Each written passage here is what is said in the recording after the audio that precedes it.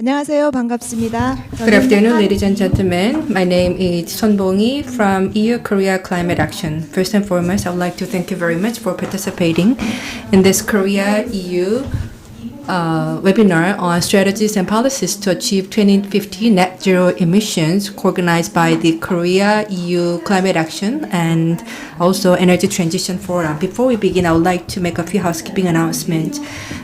First of all, the presentation materials, if you click the download icon on the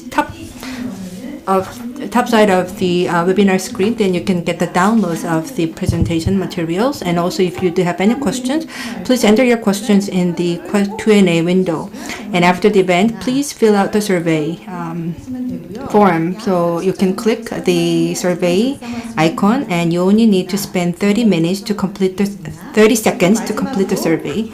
And also, the videos of this event will be uploaded onto the websites of Korea-EU Climate Action and Energy Transition Forum. So it's on your demand and it's available. So if you want to review the video later, then please visit our websites. Now we would like to begin the main part of the event. In the year 2015, the Paris Agreement was signed, where countries around the world decided to participate in the efforts for GHG reduction, and the parties to the UN Climate Change Convention set the targets for GHG reduction and also submit the implementation plans to the United Nations. Especially this year, they have to come up with the long-term low-emission development strategies, or LEDS, that reflect the GHG reduction targets by 2050. Korea decided to reduce the greenhouse gas emission by 37% by 2030 against the BAU. And also, only this year, they have come up with the 5 different types of scenarios where the GHG reduction target is set at maximum 75% to the minimum 40%. However, they have not produced the carbon neutral scenario for 2050 yet. And therefore, the EU-Korea Climate Action and Energy Transition Forum have pursued the research projects and also expert workshops since May in order to find out solutions for carbon neutrality for Korea, and also in order to study what kind of strategies and policies are needed to achieve this vision. And this webinar is also conducted as part of this 2050 net zero emission strategy and development policy development project. And so I believe that today's webinar will give us a very good opportunity to talk about the energy transition in industry sectors and also green financing, which will be very critical to achieving the carbon neutrality vision. And also today we would like to hear from the European Union that have already set the carbon neutrality target for 2050 already back in 2018. So I believe that their experiences will give us a lot of learning points. As for the schedule for today's event, we'll first hear from the opening remark and also some major presentations and discussions. So during the first session, the Korean speakers will talk about the project that I introduced just before, the 2050 net zero emission strategy and policy development project. And then in session 2, the European experts will talk about the industry energy transition strategies and also sustainable financing in European Union. And after that, we are going to have Q&A session. Now, we would like to invite the first speaker for the opening session. So the Joel Ivone, Minister, Counselor, and Deputy Head of Delegation of the European Union to the Republic of Korea, will give us the opening speech. So he is again the Deputy Head of Delegation of the European Union to the Republic of Korea.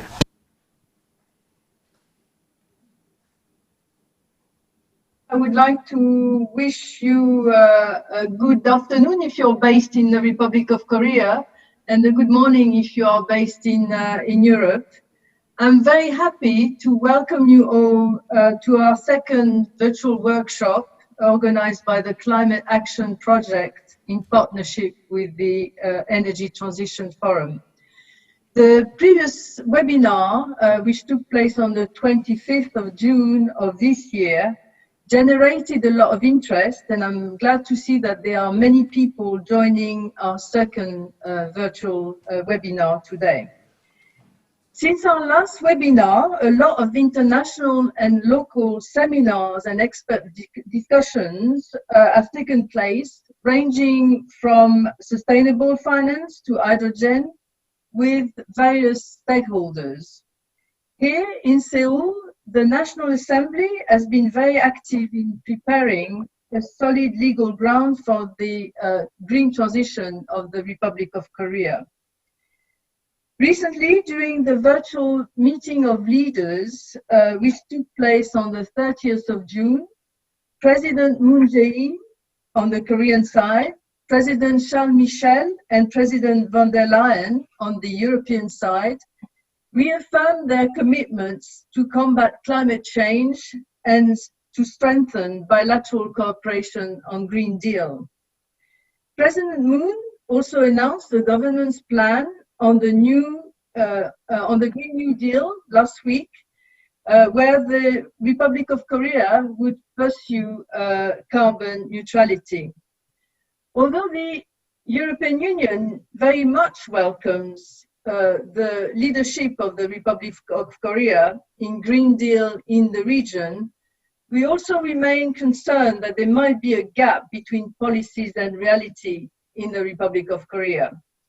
For instance, we have learned that the Korea Electric Power Corporation decided to continue investing in international coal power plant projects in Indonesia on the very same day where the summit was taking place.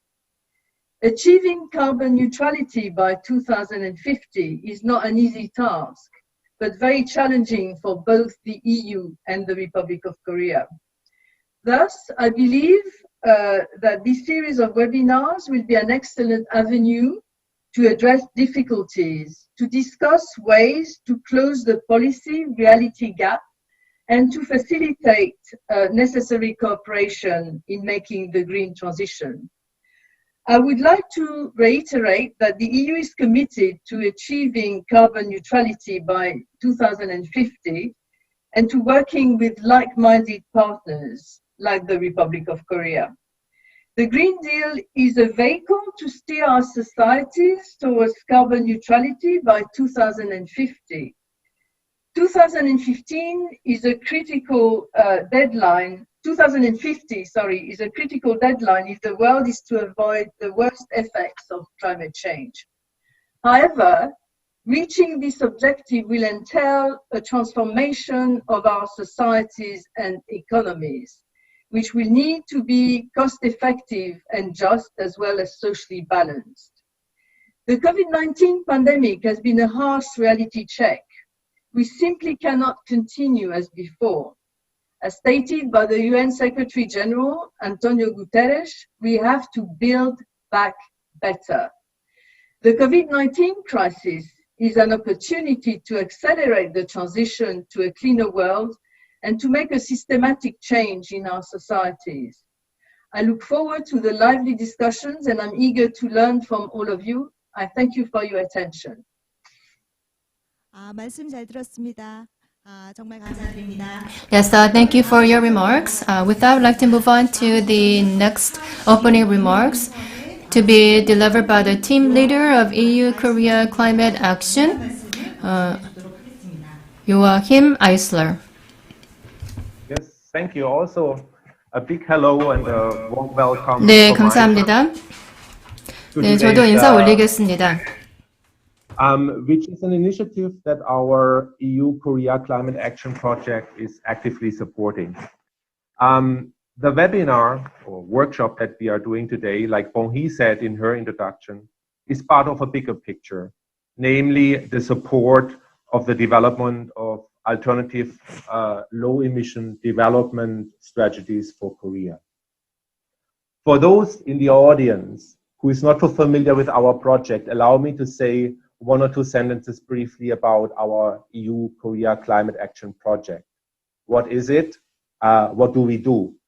We are an EU-funded project that is supporting networking, knowledge sharing, and cooperation between Korean and European stakeholders, such as cities, universities, research institutes, private sector. With the objective to support climate actions and the transition to a low-carbon economy. And today's webinar is only one example of how we support this objective, sharing European and Korean approaches, experiences, and lessons learned. In this case, on challenges, opportunities, and lessons related to achieving 2050 net zero emissions in Korea and Europe. Let me also take the opportunity to thank the EU delegation in Korea, the Director General of Climate Action and Energy from the European Commission, for their support, as well as the Energy Transition Forum and our EU-Korea Climate Action Team to put this excellent workshop together and for the great work that has been done.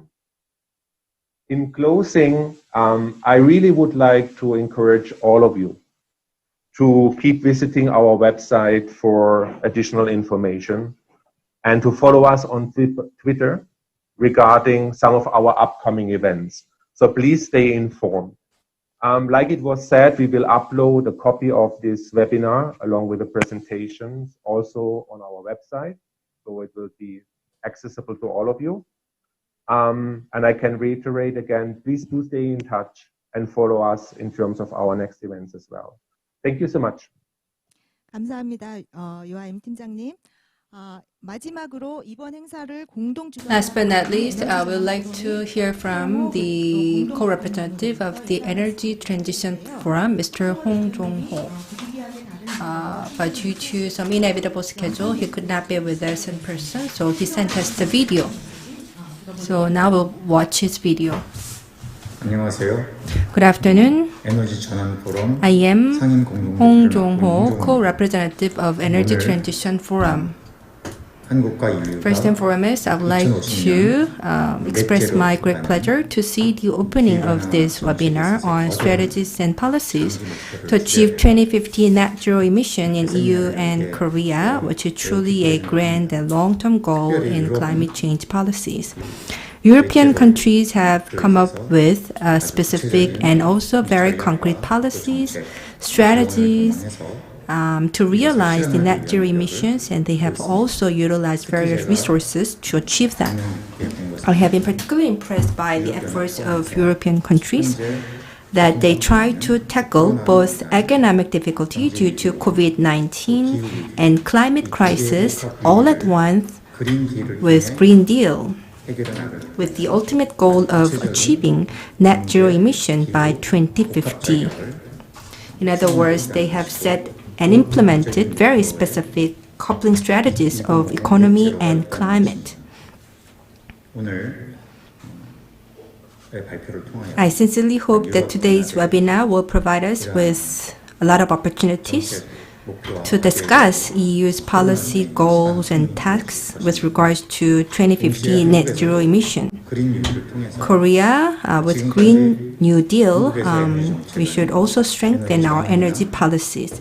When it comes to energy transition and climate response, I admit that the Korea was a latecomer, but we should no longer have the time to remain behind.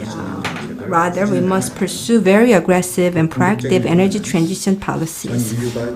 And in order to achieve our ultimate goal, which is to tackle climate change that affect the whole human society, now is the time for us, the government and the public, to make all-out efforts.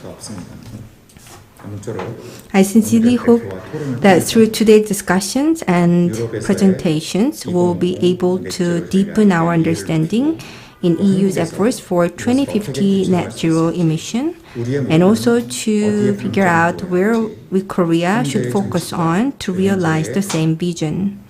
We should also understand the perspectives of government, politicians, and the public on climate change, and we also have to think about where to change policies and how to induce policy changes, and also how we can strengthen the public acceptance for climate relevant policies. So I hope that we can have ample opportunities to discuss on this.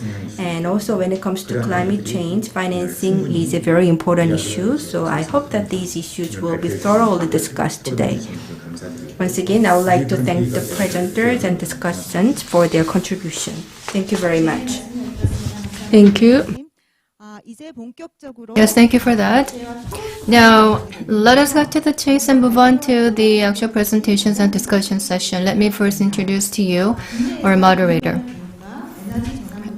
Is an expert in climate action and environmental causes, professor of the Graduate School of Environment at Seoul National University, Ms. Sun-Jin Yoon. He's also a director of the Energy Transition Forum. Professor Yoon, we have the microphone. Yes, good afternoon. My name is Sun-Jin Yoon. As I was just introduced, I work at Seoul National University Graduate School of Environment, and I'm a director at the Energy Transition Forum. Now, today's webinar will be comprised of two sessions. Now, the first session will be about Korea. Is a 2015 net zero emission target in Korea possible? Will be the topic of the first session to be addressed by two speakers. And in session 2, the topic to be covered is strategies to achieve EU's 2050 net zero emissions target. And for this session, again, we have two distinguished speakers. So with that, let us begin session 1 on Korea. The first presentation will be delivered by Dr. Sang-ho Lee. Now, Dr. Lee is a chief researcher of Energy Policy Center at the Korean Institute of Energy Technology Evaluation and Planning. He will talk about the challenges and opportunities to achieve 2050 net zero emissions in Korea. The presentation is for 20 minutes. Yes, good afternoon. My name is Sang-ho Lee. Let's the content of my presentation.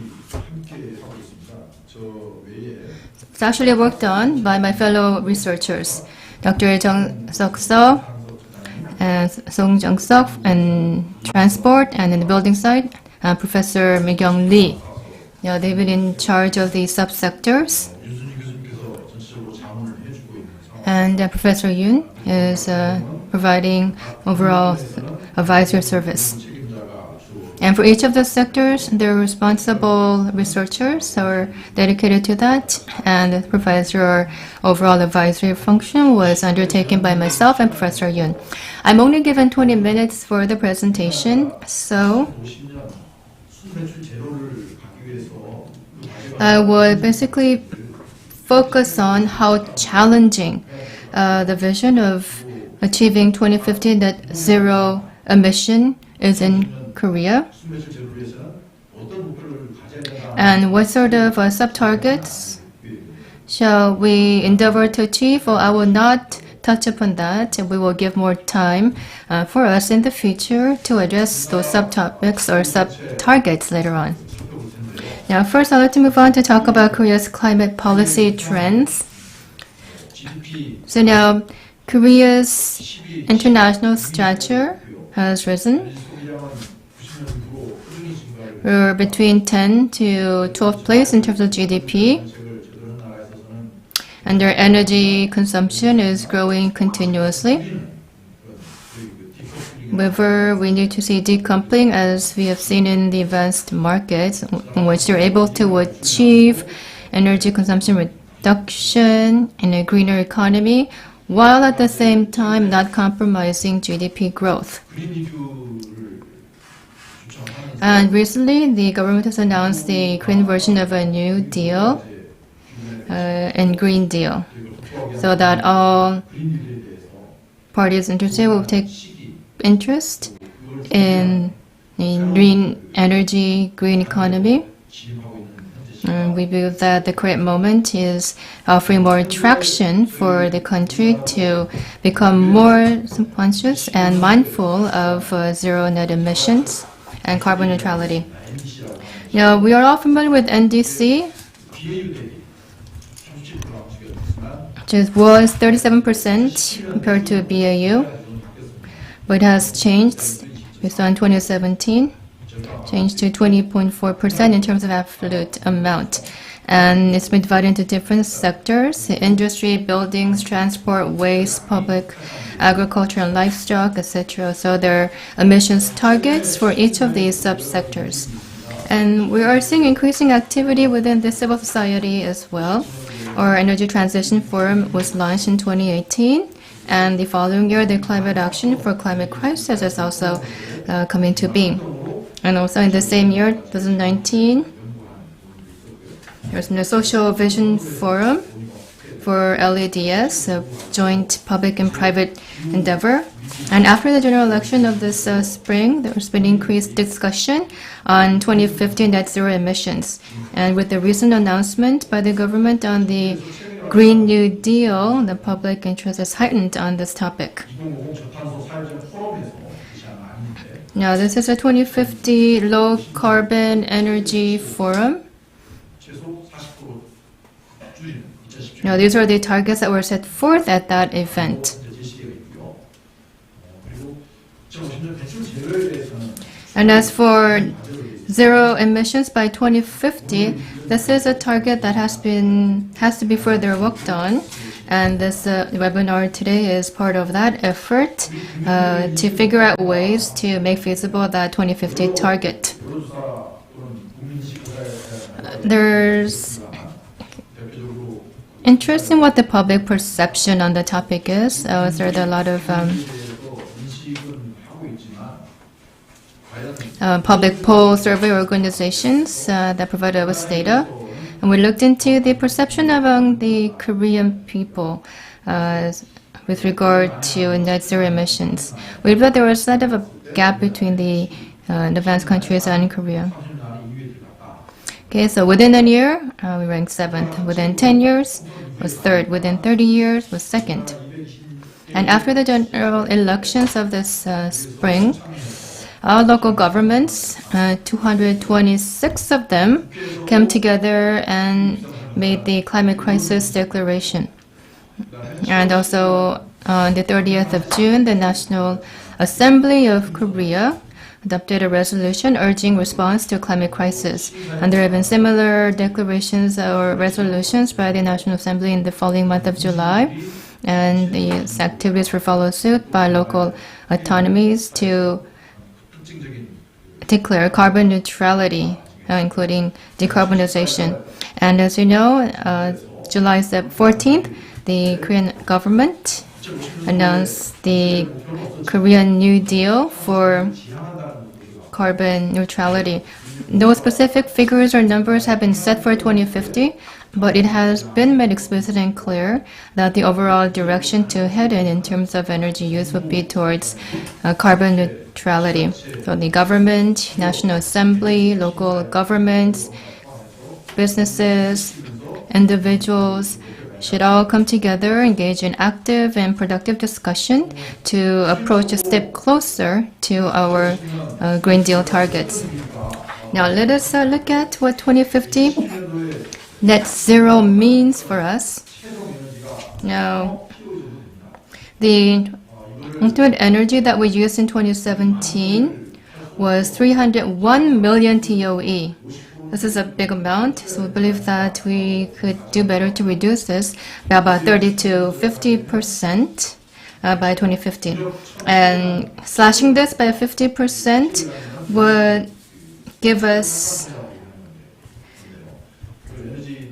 234 million TOEs, and if you convert, or actually 50% of 234 million would give us 117 million TOE, and converting to electrical power would give us 1,360.71 T watt hours.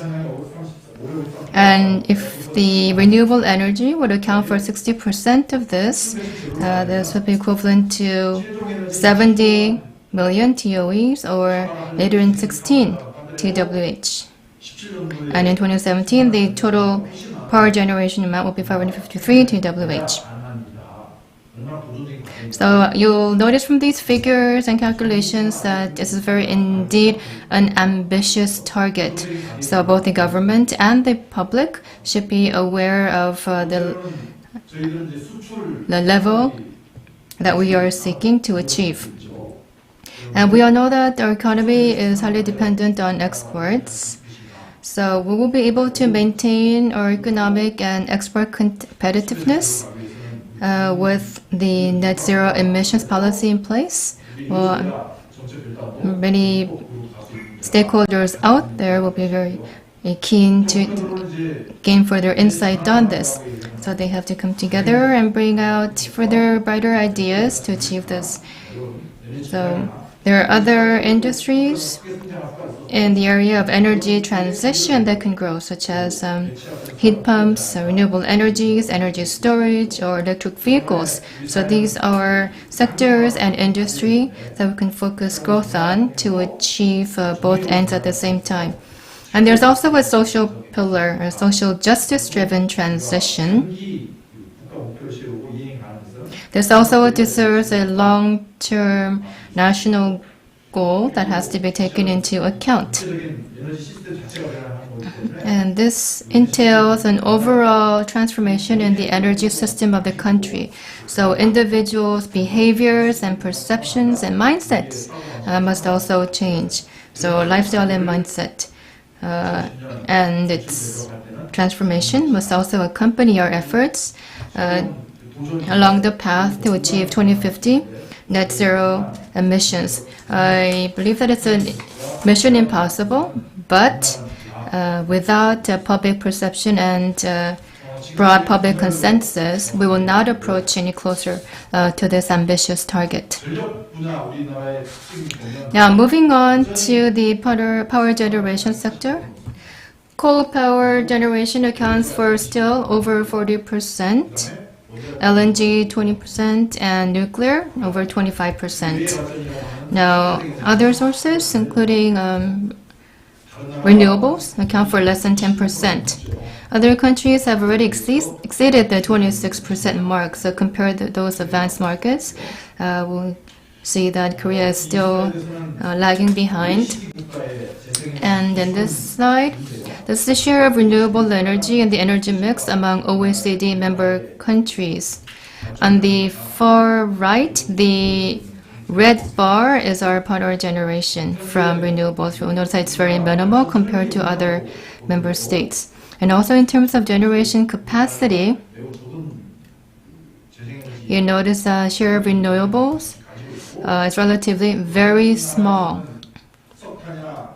And in other countries, coal, gas, nuclear are being reduced. But here in Korea, we're still building nuclear plants, coal-fired plants, gas-fired plants, and also for collective energy, which uses gas. Facilities for those are still being constructed, even as we speak. Nevertheless, given this big picture, we should adopt a long-term vision to jointly respond to the climate crisis in line with the international community. And I've set for myself some tentative targets that would help us to achieve this goal. Now, IEA Arena's target is to reduce greenhouse gases by 45% by 2030, net zero by 2050. And for renewables, it will take 85% of electrical generation, 77% of buildings, 63% of industry, and 58% for transport.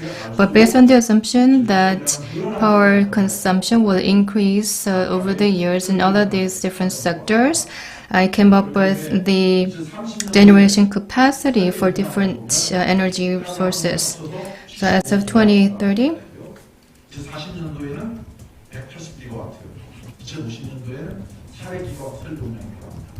we need a capacity of 75 gigawatts in 2030, 180 gigawatts for 2040, and 400 gigawatts for 2050. Now, to give you a more tangible feel as to what this means, or nuclear, coal, and all that present together is 100 gigawatts. And if we change this to a distributed energy facility, incorporating PV and wind, we need 4 to 5 times energy feedstocks. So we have to pay closer attention whether this kind of energy mix, given the current pace, is possible in the future. Now, there's always this question raised by the public as to whether there is enough space available. For 1 gigawatt facility space, we need 10 square kilometers. So for 300 kilometers, we need 3,000 square kilometers, which is 3% of Korea's total land mass. So if this is the case, there is sufficient space for us to achieve this. The buildings that are currently existing and also the empty lots that could be utilized, and also forests and farmlands that are not being used for any arable purposes, we believe that they can contribute to the space to build renewable energy facilities. And in terms of cost, the land expense would be about 90 trillion won. And as for PV facility expenses, it's currently somewhat high, but we believe that this will further decelerate and become cheaper to be 150 trillion won. And with the annual PV generation, the income that we're able to generate a year will be about 40 trillion won.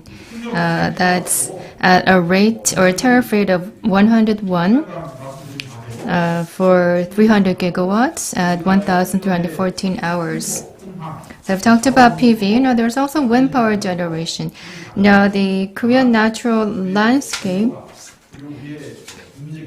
is actually favorable for us to generate power through wind resources. And we believe that wind power generation is a necessity in order to minimize storage. And it is also economically viable. And in the interest of time, I would not go into details on this topic. And moving on.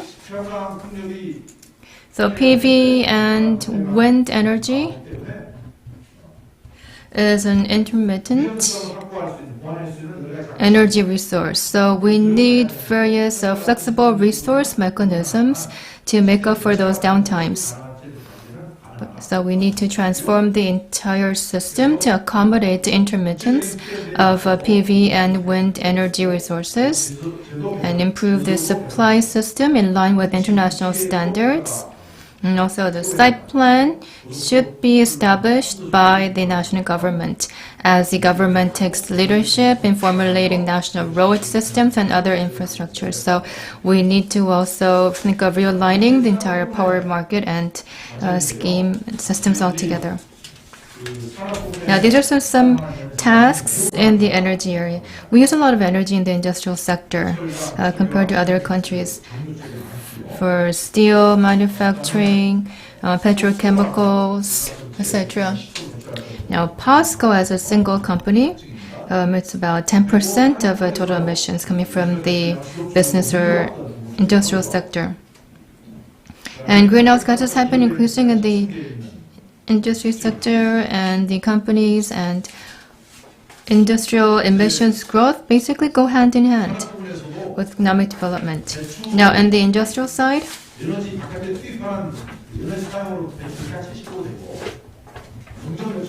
account for about 70% in terms of external emissions, and process emissions, which is actually internally generated, accounts for about 30%. So if we're able to accommodate this latter part, we believe we could reduce greenhouse emissions. So there are also technologies to enable that, including CCS, carbon capture, and storage. So if you utilize various technologies out there, I believe that this target is not impossible in my view. Now, I introduce in this slide an overseas scenario. This is the case of Germany. You'll notice that by 2030, CO2 cost is 100 euros, in 2040, 200 euros. This has to be the cost of CO2 in order for Germany to achieve the scenario targets.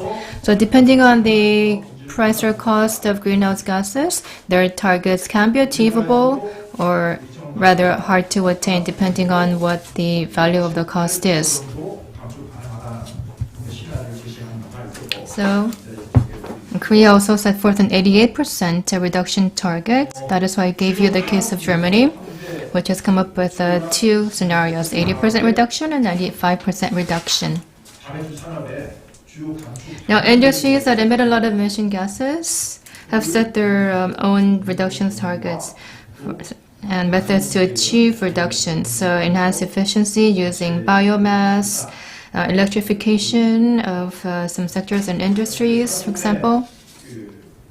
And also on the industrial side, as for the challenges and tasks that have to be addressed,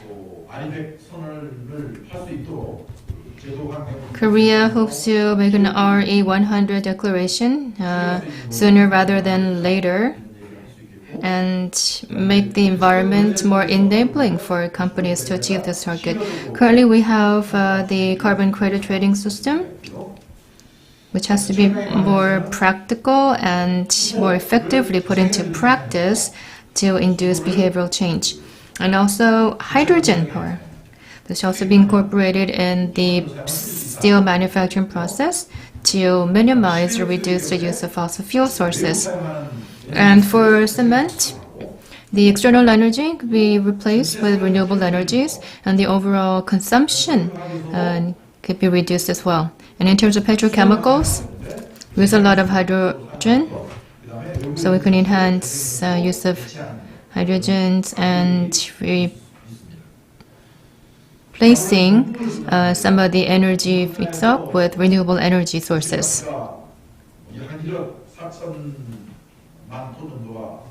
Now on the building side, the greenhouse gas emissions figures are stated here. As of 2017, buildings emit about 144.7 million tons of CO2 equivalent.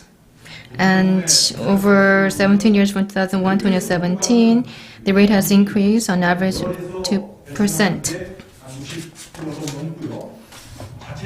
There's heat accounting for 60% of the greenhouse emissions.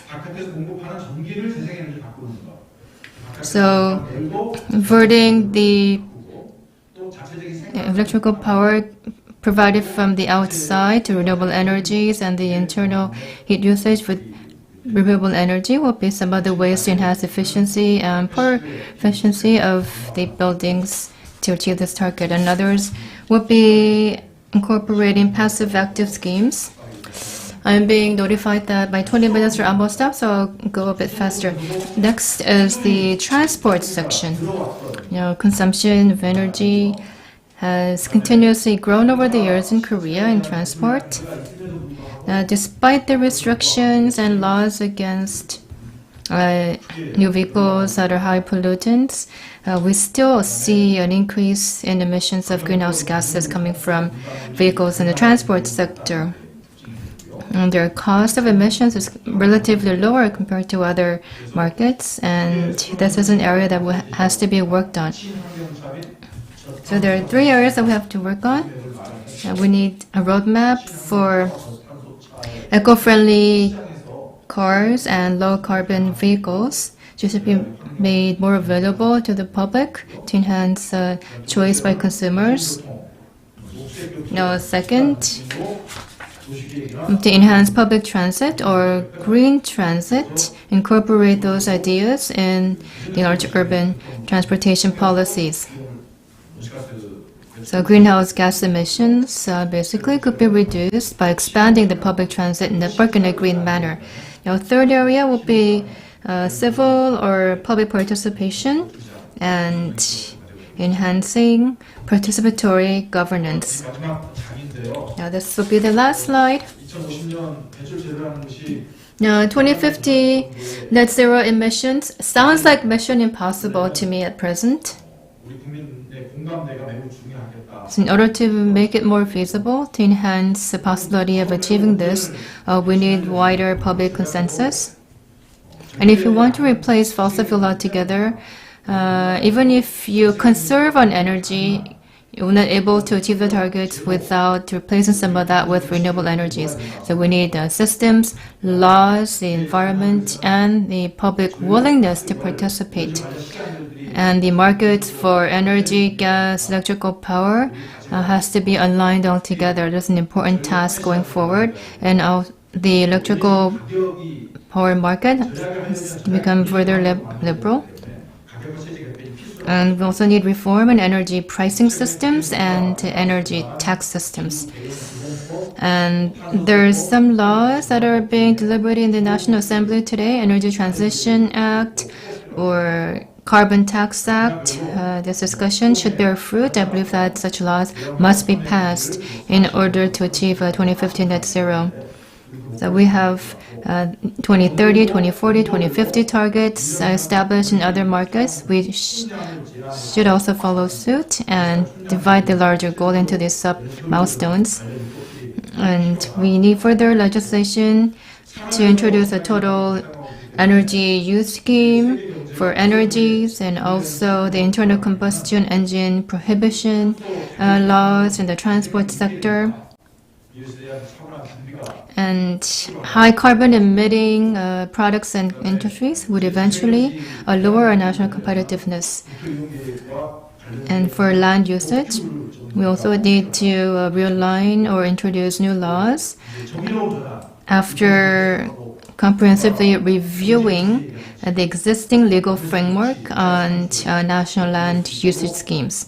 And we also need very meticulous or sedulous review of a socially just transition so that this transformation process will create new jobs and lead to energy welfare. And also the last part is governance. Only when everybody participates as important stakeholders can this target be achieved. And also a pan-governmental cooperative system should also be established. Thank you. Yes, thank you. That was a very brief 20-minute presentation. And he has delivered a presentation that was a compilation of the research and studies of many other fellow researchers. Now, details you weren't able to cover in the interest of time, but it's in the presentation materials, so refer to them at your leisure. Now, 2050, net zero emissions is our end game. Now, what sort of policy efforts or policy frameworks are required should be a topic of further discussions to muster support along this path.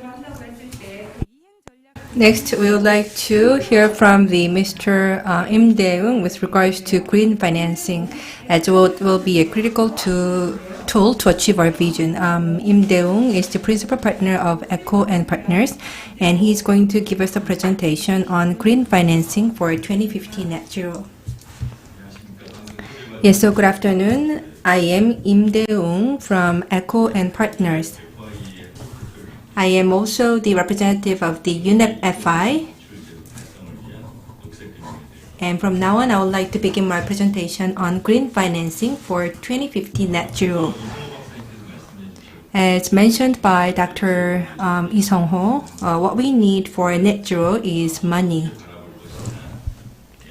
So how we can secure financing for this vision, that's very, very important. I would like to first introduce the Unet FI. So the Unet Finance Initiative, this is a public-private partnership between UN and financial institutions to achieve sustainable financing. About 330 banks and insurers and investment agencies are participating in the partnership.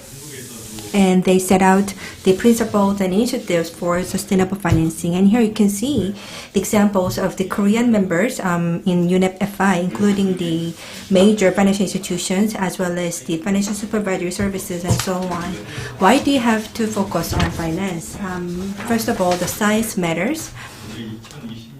Here you can see that the government budget for 2020 was about 215.3 trillion won, and Korea's nominal GDP is 1,919.4 trillion won. However, the AUM for 10 major financial institutions in Korea amount to 2,629 trillion won. And also the AUM for the total financial industry amounts to 6,347 trillion won. So how can we secure a certain percentage of money from the huge amount of money under management in financial institutions? So that's the focus of my presentation. For about 30 years, the financial institutions, they actually voluntarily started their efforts for green financing, but also within the recent 4 to 5 years, we started to establish systems for sustainable financing that make their participation mandatory. So I would like to talk about these trends, and along with the global trends, I would like to talk about the Korean situation as well. So this is my part 1 for the presentation. Here I want to talk about how financial institutions engage in sustainable financing as a bottom-up voluntary approach. So in fact, with this green financing, they can monitor ESG risk. That's why they have engaged in this effort. And also the major financial institutions today, therefore, have the green financing policies or sustainable financing policies. In other words, they say that they are going to actively pursue the ESG investment opportunities and also actively tackle the risks involved. So Korean financial institutes and also the global other financial institutions, they also have these sustainable financing policies. But compared with the foreign institutions, I think that the Korean financial institutions, yes, they do have the similar policies, but oftentimes these policies are not really put into action.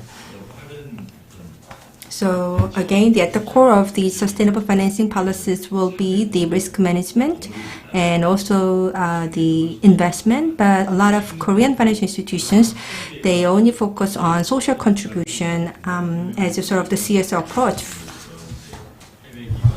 And here you can see that the foreign financial institutions provide the sustainable financing, including the examples of HSBC and Citigroup. So they promote investment opportunities through green financing. For example, the new and renewable energy, wind power, you see that they make a lot of investment. And in Korea, a very small number of financial groups, they establish brands for the financial services for green financing. However, their investment focuses only on so-called low-peak fruits. For example, the solar and PV, and also the green bond.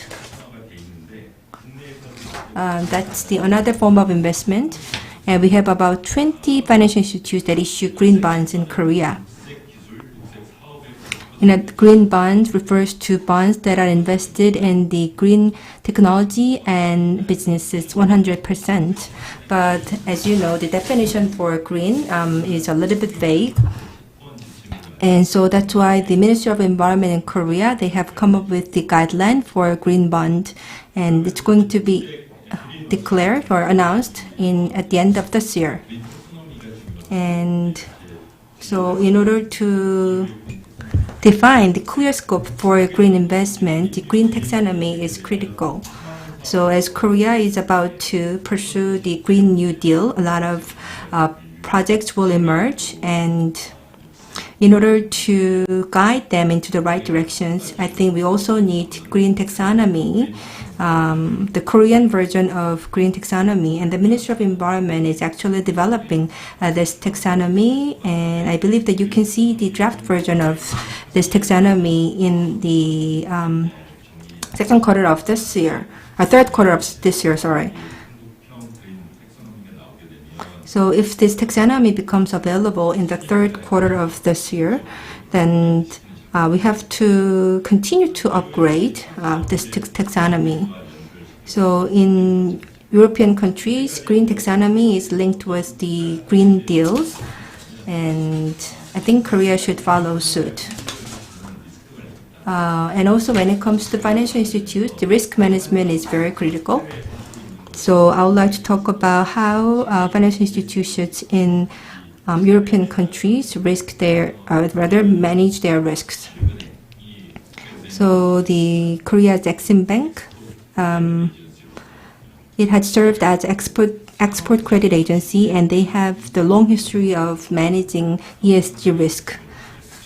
And also the Korea Industrial Bank and the Shinhan Finance Group, they have also adopted the ESG risk management for the first time among the private players.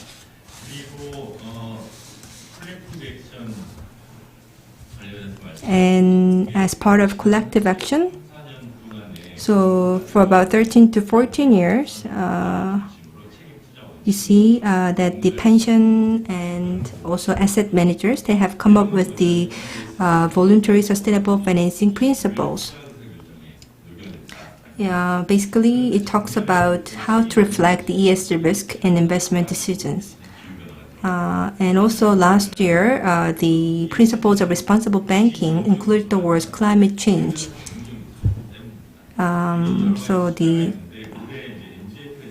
It admits that the climate change is part of the financial risk. And also, according to the Green Financing Network, if we turn to the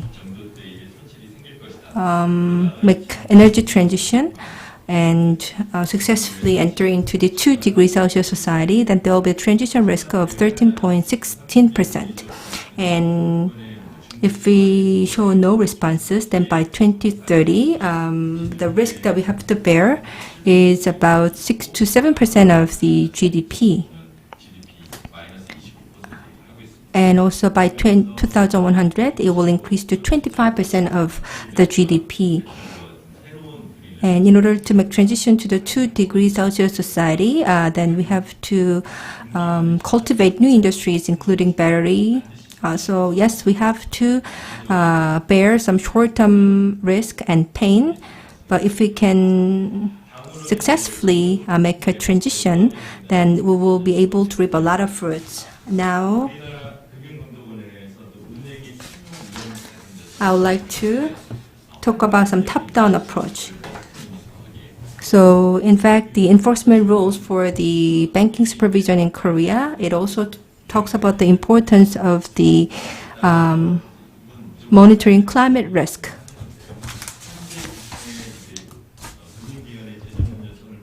So, here you can see the 3 pillars for the financial prudence. And the pillar 1 for the minimum capital requirements, yes, we already actively manage that. But for pillar 2 and pillar 3, Korea has not talked about that yet. Then Bank of England, back in 2006, they started to say that the climate change will negatively affect the real economy, and this will lead to the losses for insurers and also the banks. So the Bank of England says that the climate change could pose a threat to the insurance industry and also the banking industry, mainly led by the Governor Mark Carney. Mark Carney, he is a special ambassador to climate change. So back in 2016, during the G20 financial minister meeting, he suggested and he proposed the idea of establishing a study group on sustainable financing, and together with the Chinese central banks, he started to operate this study group. The Ministry of Planning and Finance in Korea was a part of this study group, but no longer so. And another important institution for G20 is FSB, Financial Supervisory Board. And they have assessed the financial impacts based on multiple scenarios of like 2 degree or 4 degrees Celsius scenarios. And also the FSB says that the financial institutions and also the non-financial industries should disclose the financial information in relation with climate change. And after that, in year 2018 and 2019, the EC Financial Stability Board, they have come up with the action plan for sustainable financing, and this reminded Korea of the importance of taxonomy. So today, Korea has the Green Financing Task Force, and FSS came up with the committee to pursue green financing as well. And NGFS was established mainly by the central banks and the financial supervision agencies back in 2018. So it includes a lot of the central banks and financial supervisory agencies. And also the Basel and IMF and BIS, they are also serving as observers for this organization. So it has come up with the 6 major recommendations that in monitoring the climate risk must be included in the monitoring for financial stability, financial supervision, investment portfolio, and also information disclosure system. And also the Bank of Korea signed and adopted this guideline. And the FSS also announced its intention to adopt this guideline. And also the NGFS has come up with the 6 major guidelines, as I mentioned earlier. So it's about the governance strategies for financial institutions, analysis on the 2-degree analysis sales scenario, and also assign the climate change risk duty to the executives of financial institutes. So far I have talked a lot about the global trends and initiatives. So you can see that globally there is a very, very strong pursuit of sustainable financing, but somehow Korea was lagging behind. But now we have a new momentum called Green New Deal. So not just the private sectors, I believe that the public sectors, the government offices, and the government leaders, they must participate in Green New Deal. So as a flagship project, we need the public Green New Deal projects. For example, the public bonds can be issued with the huge amount of like 2 trillion to 3 trillion won of financing. And also, in order to prevent the New Deal from becoming the greenwashing, we have to develop the Korean version of green taxonomy. And also, the ETS price must be stabilized in order to promote investment for Green New Deal. So the Phase 3 ETS should be announced, but you know that there have been a lot of some criticisms. And also the public and private sectors making investment in Green New Deal, they have to be able to get some tax benefits and guarantees. So it's the private sector that hold a lot of money. So we have to have a green financing forum which can induce participation from private sectors. Green financing is becoming officialized with net zero. So BIS and also the IAIS, FSB, NGFS, they are all participating in the global trend of establishing global standards. And I believe that these global standards must be adopted by financial institutions in Korea. And for this, the public sector should take leadership. so that the private sectors can follow suit.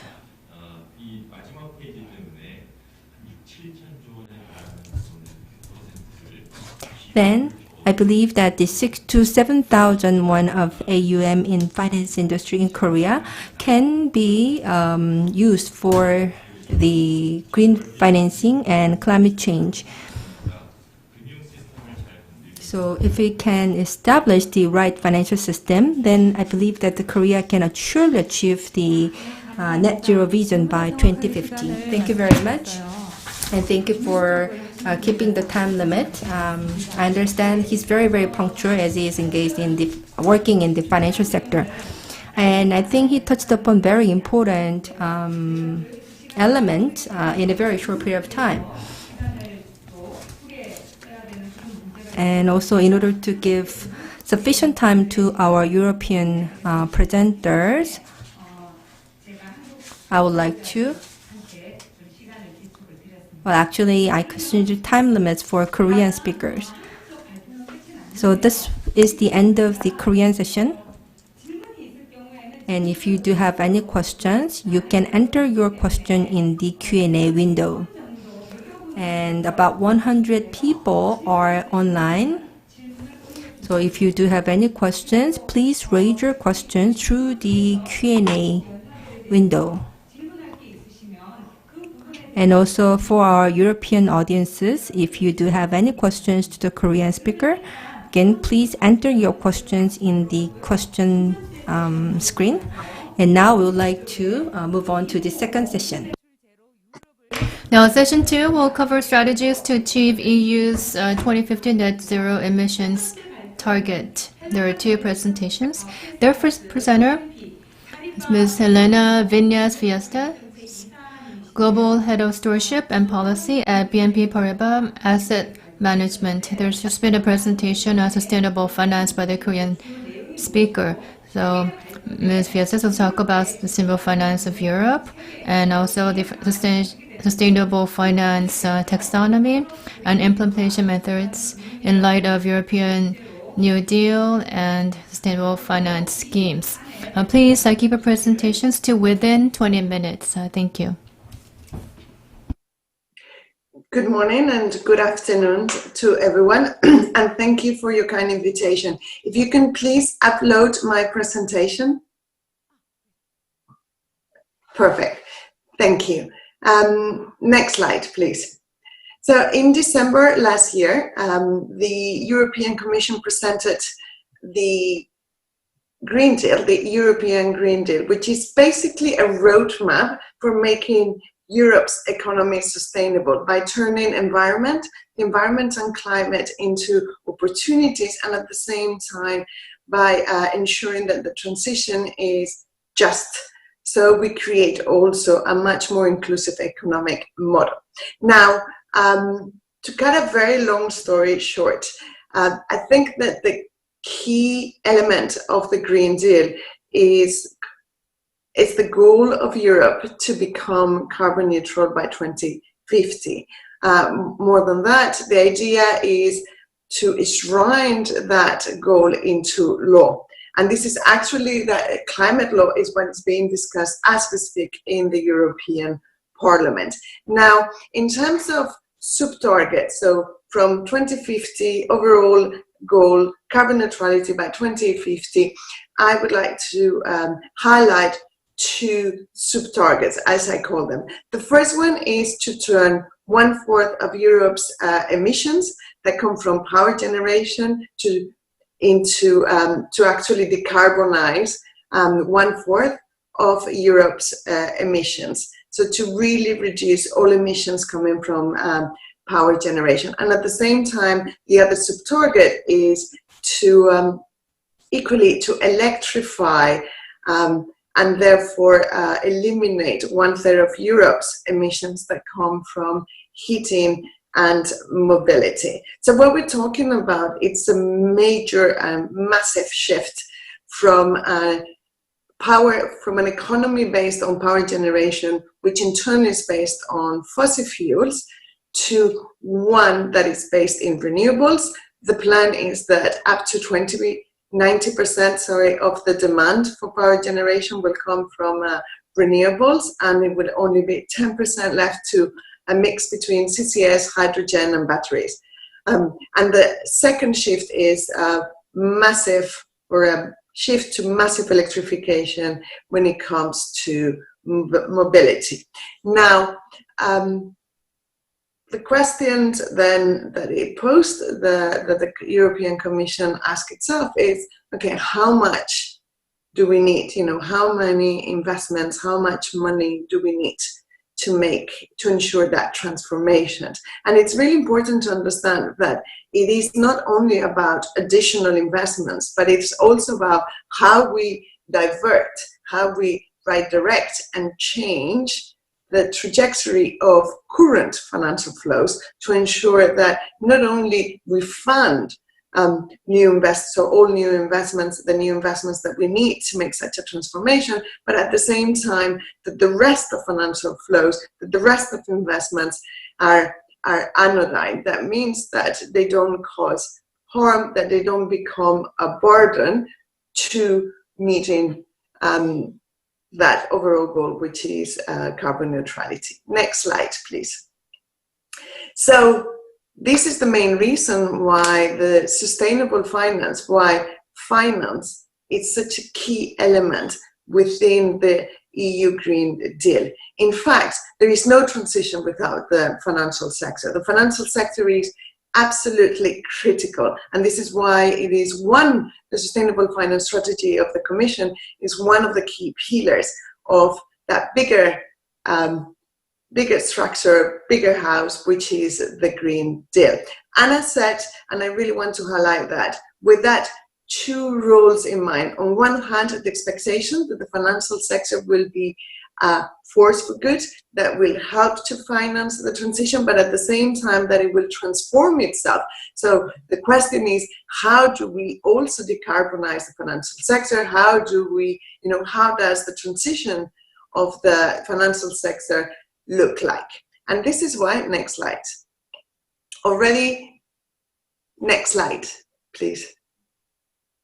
Already as soon as March 2018, the European Commission released its roadmap on sustainable finance. So the strategy to start that transition for the sustainable finance sector. Now, the EC Action Plan, as it was also called, the roadmap was also called, it's a milestone in the history of the financial sector within Europe. And the reason why it's so important, and I remember when it came out at the very beginning, I was not so fully conscious of it. And now looking back, I realized to what extent, in March, it created an inflection point within the financial sector. The first reason is because it was the very first time that any region released such a comprehensive strategy that actually encompassed every single financial actor throughout the value chain of the financial sector. And you can see it in your slide, from companies and projects to households, going through banks, institutional investors, investment advisors, service providers, rating agencies, credit agencies, and so forth. And so that's one reason, and that's why the sustainable finance strategy was embedded within the Capital Markets Union strategy, and it was directed by the equivalent in Europe of the Treasury. Now, the second reason is because it asked every single actor throughout the value chain to integrate environmental, social, and governance risks. So ESG, as we call it, risk management, to become compulsory, and highlighting and underlining climate risks, as some of the previous speakers have mentioned, thinking about transition risk, physical risk, but also liability risks. If you can make one click so we can see just one click on the slide. Perfect, thank you. So what it did, the taxonomy, is to create different measures, actually 10 measures, targeting each one of the different financial actors throughout the value chain, as I said. But it was not only about integrating ESG and climate risks, right? Which the goal was, as I was talking before, to minimize the impact of financial flows and actually ensure that it doesn't become a burden to the goal, but also looking at how can we raise, what has become relatively famous in Europe, the 290 billion euros of additional investments per year in order to achieve the goals. And for that, to really start raising that amount of money, the first thing we need is to define what is a sustainable investment. If we do not know what is a sustainable investment, how can we monitor, track, or incentivize such investments? And this is what the EU taxonomy is. And I'm going to talk about it a little bit more at length in a minute. Next slide, please. So this is currently how the state of affairs. I'm not of the action plan. I'm not going to, in the interest of time, going through many of the details. But just to say that many of the action plans are already finalized in the sense of there is regulations linked to it, or the action point has been agreed, and we're waiting for either it comes into force or it starts applying. Of the 10 action points, 4 were delegated to the expert group that I am a member of. So the Commission created a technical expert group on sustainable finance, and we were given the task to develop the taxonomy, to also develop some climate benchmarks, a green bond standard, European green bond standard, and to develop some guidelines on climate-related disclosures. The guidelines, and I think this is an important point, or the beauty of those guidelines, was that we took the TCFD, the task force from the G20 task force, climate-related disclosure recommendations, and we look at the current framework and legislation in Europe for disclosures, the non-financial reporting directive, and we aim to merge both. We went even further because we also started integrating disclosures directly related with the taxonomy, or looking at specific indicators, something that the task force recommendation doesn't do. Next slide, please. So I'm continue talking about the importance of the disclosures. Disclosures are key, but they're just the means towards an end. But yet, if we want investors and banks to really take into account climate-related risk, you need the underlying information. And not only you need the underlying information, but you need that information to be comparable, to be reliable, to be meaningful, to cover the entire activities of a company, and so forth. And this is why the disclosures, everything that's related to disclosures, it's such a big element of the action plan in the Commission, on the sustainable finance strategy, European strategy. Now, for the very first time, both packages, so there were disclosures that are targeting companies with the revision of the non-financial reporting directive and the upgrade of the guidelines, as I was speaking, and at the same time, disclosures for investors, so asset managers and asset owners, and we envision very soon disclosures for banks and rating agencies and other actors. Now, one of the very unique elements of these new, let's call it, wave of demands, is the inclusion of what is called the concept of double materiality. Let me explain here. Up to now, when we talk about environmental, social, and governance risks, and in this case, we're concentrated on climate risk, we talk about the risks to the investment of the company. So how climate change impact me as a company.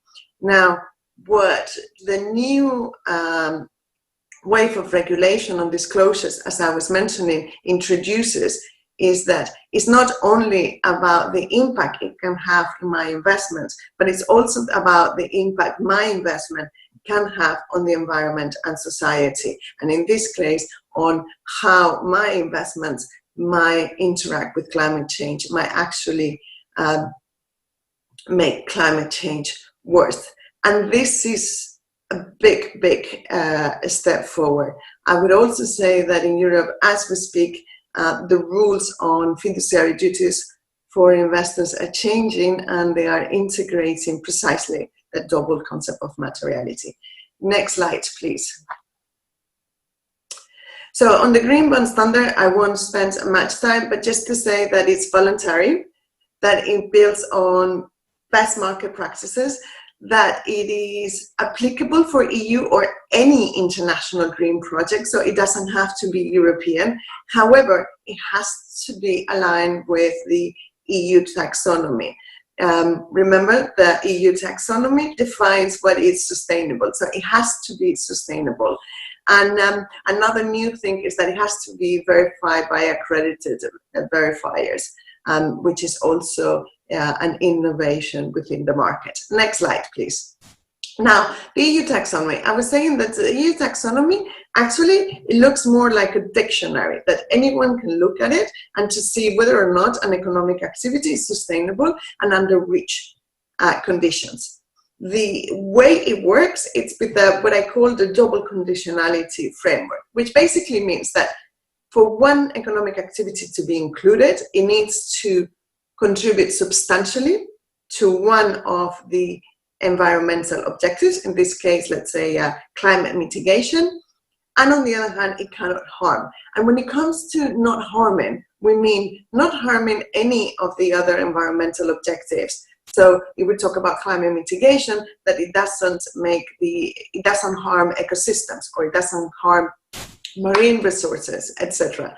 But at the same time, it cannot harm any social standard. And this is why in the taxonomy regulation, because the taxonomy is governed by a regulation that has been approved and already published, very recently published in the European Journal, it has to comply with minimum social standards. And those social standards, the reference point are international standards.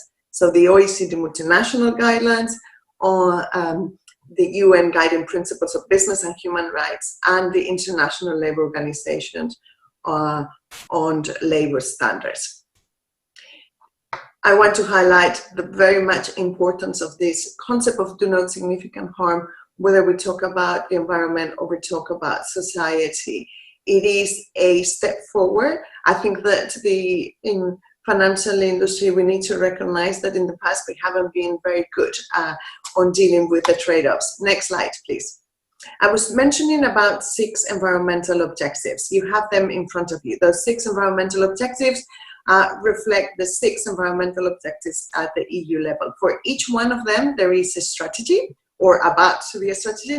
I understand that the circular economy new strategy will be published anytime this year. And for each one of them, there are targets and sub-targets. So for instance, for climate mitigation, we have the target of carbon neutrality, and the 2030 targets we are about to change. And we hope that while they are revised, the EU countries commit to 50 to 55% of emissions reductions by 2030. Now, one of the things that is very important to understand as Korea might think about adopting or developing its own taxonomy, or adopting the EU taxonomy with some modifications, is that the beauty of the taxonomy is that it is based on 2 key pillars. One is that it's consistent with those environmental objectives. So for climate mitigation, it is consistent with the 2050 carbon neutrality, and anticipates regulatory and policy link risk, and at the same time is scientific and evidence-based. Next slide, please. So in practice, what does it mean? So what you have in front of you, it's an early graph of the 250 long-term strategy, so on the Green New Deal. And you can see how steep those lines are. We need to be conscious that if we want to achieve carbon neutrality by 2050, what science is telling us, and the taxonomy is very much based on the IPCC 1.5 degree report and International Agency 2018 report is that we need to accept that no new unabated generation of electricity or infrastructures from fossil fuels can be made. And the transition to a low carbon economy will involve the phase out of some economic activities, such as unabated fossil fuel-based power generation. But it's also important to know that a taxonomy is technology-free, which basically means that if CCS becomes economical and it meets power generation with CCS meets the conditions of the taxonomy, then it can perfectly be in the taxonomy. Next slide, please. So I invite everyone to look, and I'll give you the link at the end of my presentation to take a look at our report. It sets thresholds and metrics for each one of the activities. There are 7, grossly speaking, big sectors for the time being. All the activities included in the taxonomy represent, meaning the sectors that we looked at, represents 93.2% of all the emissions within the EU. For each one of the sub-activities, because they are at a quite detailed level, we have set up thresholds that will set the pathways for those activities towards carbon neutrality. Next slide, please. So the overall, next slide, please. So the overall goal is that as companies' activities become taxonomy aligned, the total emissions, reduce.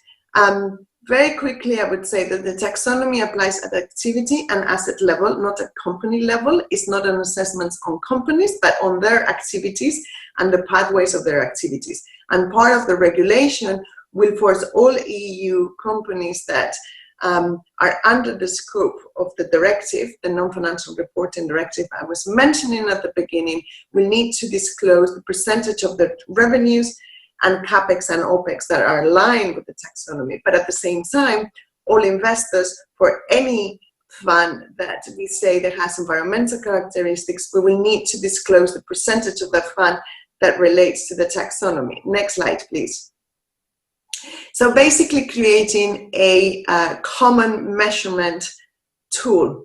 So all our clients will be able to compare our funds, 2 funds with the same metric and say which one is greener than the other one. Next slide, please. So I think I'm running, I think I only have a few minutes left. Next slide. Next slide, thank you.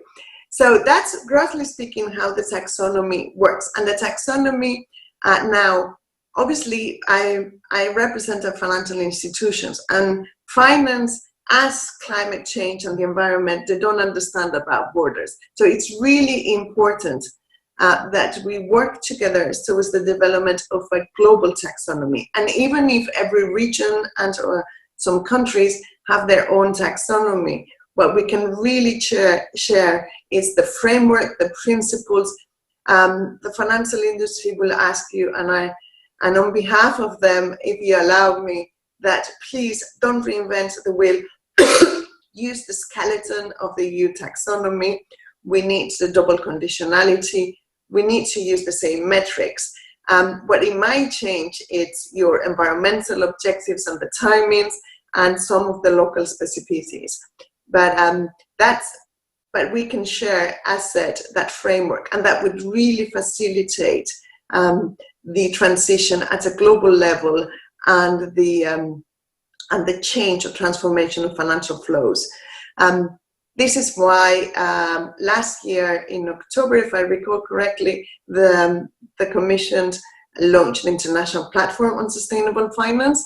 Today, there is 50% of the global emissions represented, 50% of the global population, and 45% of the global GDP. It will be great to see South Korea in it. The purpose of the platform is to start working precisely on how can we share some of that financial frameworks on sustainable finance, so we facilitate the transformation for our financial sectors, but also that we can ensure that we can raise the necessary funds for our economies to transform. Next slide. I won't spend too much time on this, but just to let you know that that the European Commission already announced that the EU taxonomy will guide investments in Europe as part of the recovery package.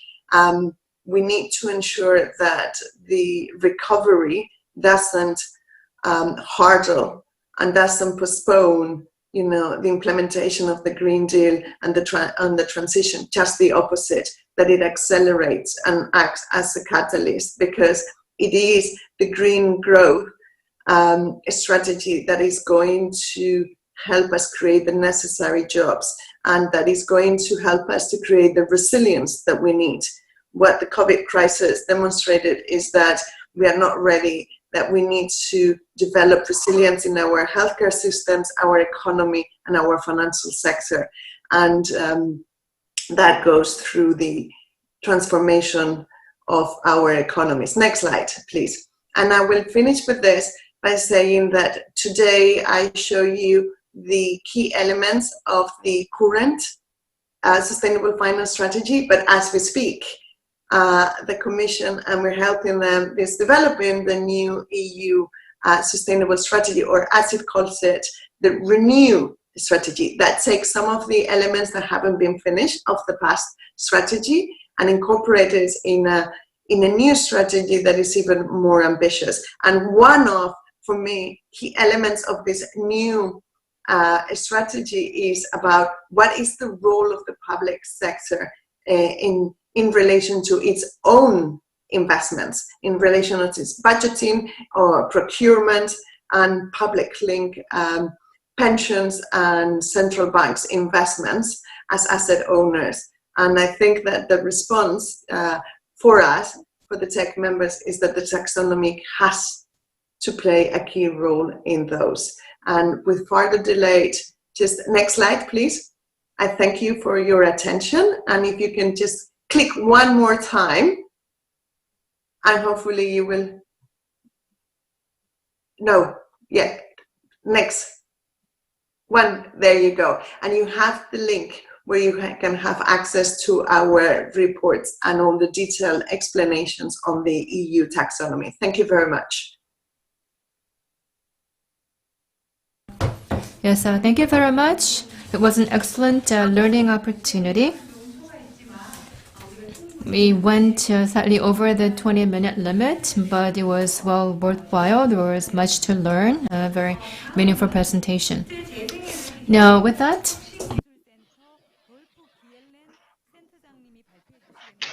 Director of Innovation and Technology from IRENA, and his title is changed a little bit. As you know, in Korea, in the industry sector, in fact, Korea does have very energy-intensive industry, and therefore energy transformation in industry sector is very critical and very difficult for Korea. And in this sense, I believe that we can learn a lot from EU. And in this sense, I believe that his presentation will give us a lot of lessons. So Dolph Gallen will start his presentation. I will give you 20 minutes.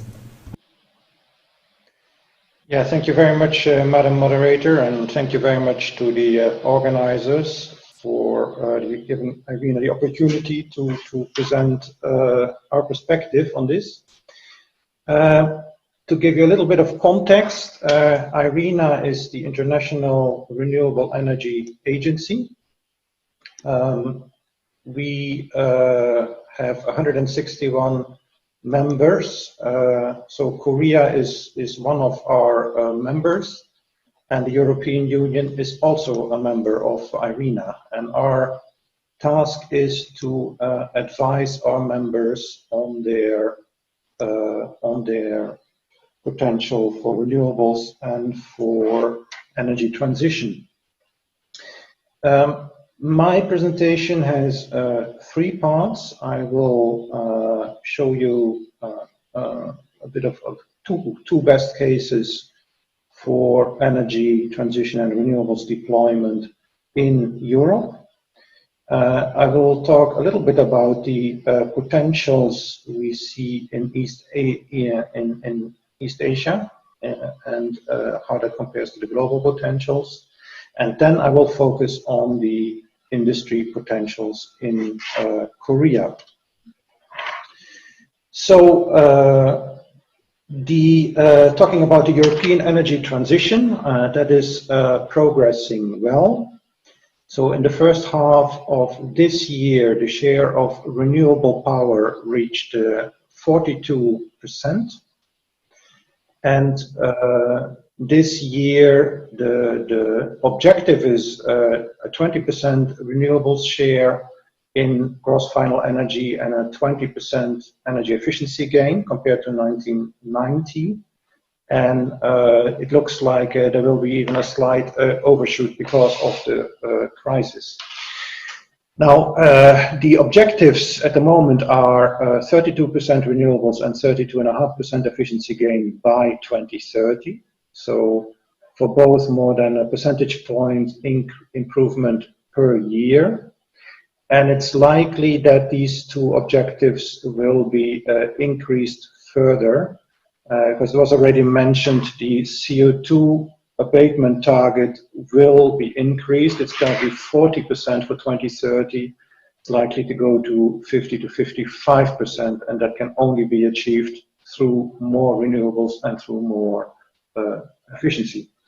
And that CO2 target needs to be increased to reach the net zero CO2 emission objective for 2050.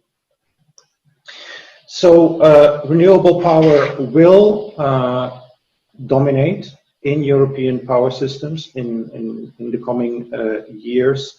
That can only be achieved through also adjustments in the enabling grid systems and also through market design adjustments.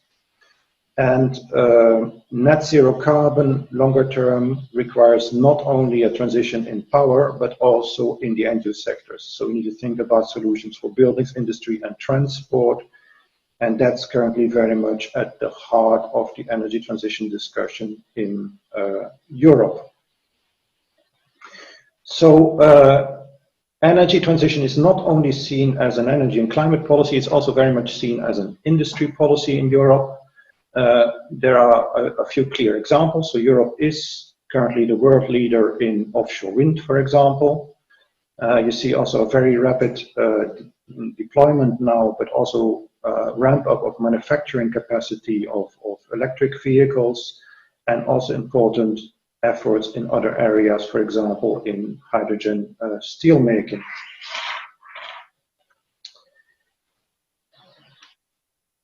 Now, I'll give you two examples of countries that have made significant progress in this area and the experience in that. So first example is the power sector transition in Germany. So that is a process that started already nearly 30 years ago. It has been a long process, but there has been significant progress. So in 2000, 6% was renewable share in power generation in Germany. First half of this year, it was 54%, and the target is 65% renewables by 2030 in power generation. There were two main drivers. One was reduced import dependence, also very relevant in a Korean context. The other one was the phase out of nuclear that was decided after the Fukushima accident. And so 2022, the last nuclear reactor will go will be closed in Germany. Now, there have been changes in the enabling policy framework. There are still some issues to be dealt with in terms of the grid, enabling grid transformation, notably north-south transmission grid lines that are a bit delayed, but that are being built right now. And as the share of renewables has grown above 50%, now there is much more attention for the issue of sector coupling, and especially green hydrogen is currently given a prominent position to enable further transition towards renewables, also variable renewables in the power system. So the main message here is it is possible to build large power systems with high shares of variable renewables, of solar and wind. And of course, that's also very relevant in a Korean context. But also Germany, an important enabling factor in Germany has been that this has been done in cooperation with the neighboring countries. So that's maybe also something that deserves more attention in a Korean context. Now, the second example is the district heating and greening of the gas system in Denmark. So Denmark is similar to Korea in a sense that district heating plays an important role, but Denmark has made an important transition from fossil fuel-based district heating to renewables-based district heating, and the rollout of district heating as an enabling system to introduce more renewables continues apace. And then also new innovative solutions are being introduced into these district systems, heating systems. So for example, the use of surplus renewable electricity from wind in combination with heat pumps in district heating systems, or also now more recently solar systems with seasonal storage of heat. Now on the gas grid there are also interesting developments in Denmark. So there is a strong drive to introduction of green gas, notably biomethane produced from biogas. And so in the first half of this year, Denmark had 13 to 15% biomethane in its gas system, and that percentage is projected to grow significantly further in the coming years. Of course, in the initial phase, costs are still significant. About half of the cost is at the moment subsidies, but that's projected to decline in the future. So point here is that energy transition is not only about power systems. There are also opportunities to scale in district heating systems and in gas systems, and maybe that's also worth some attention in the Korean discussion.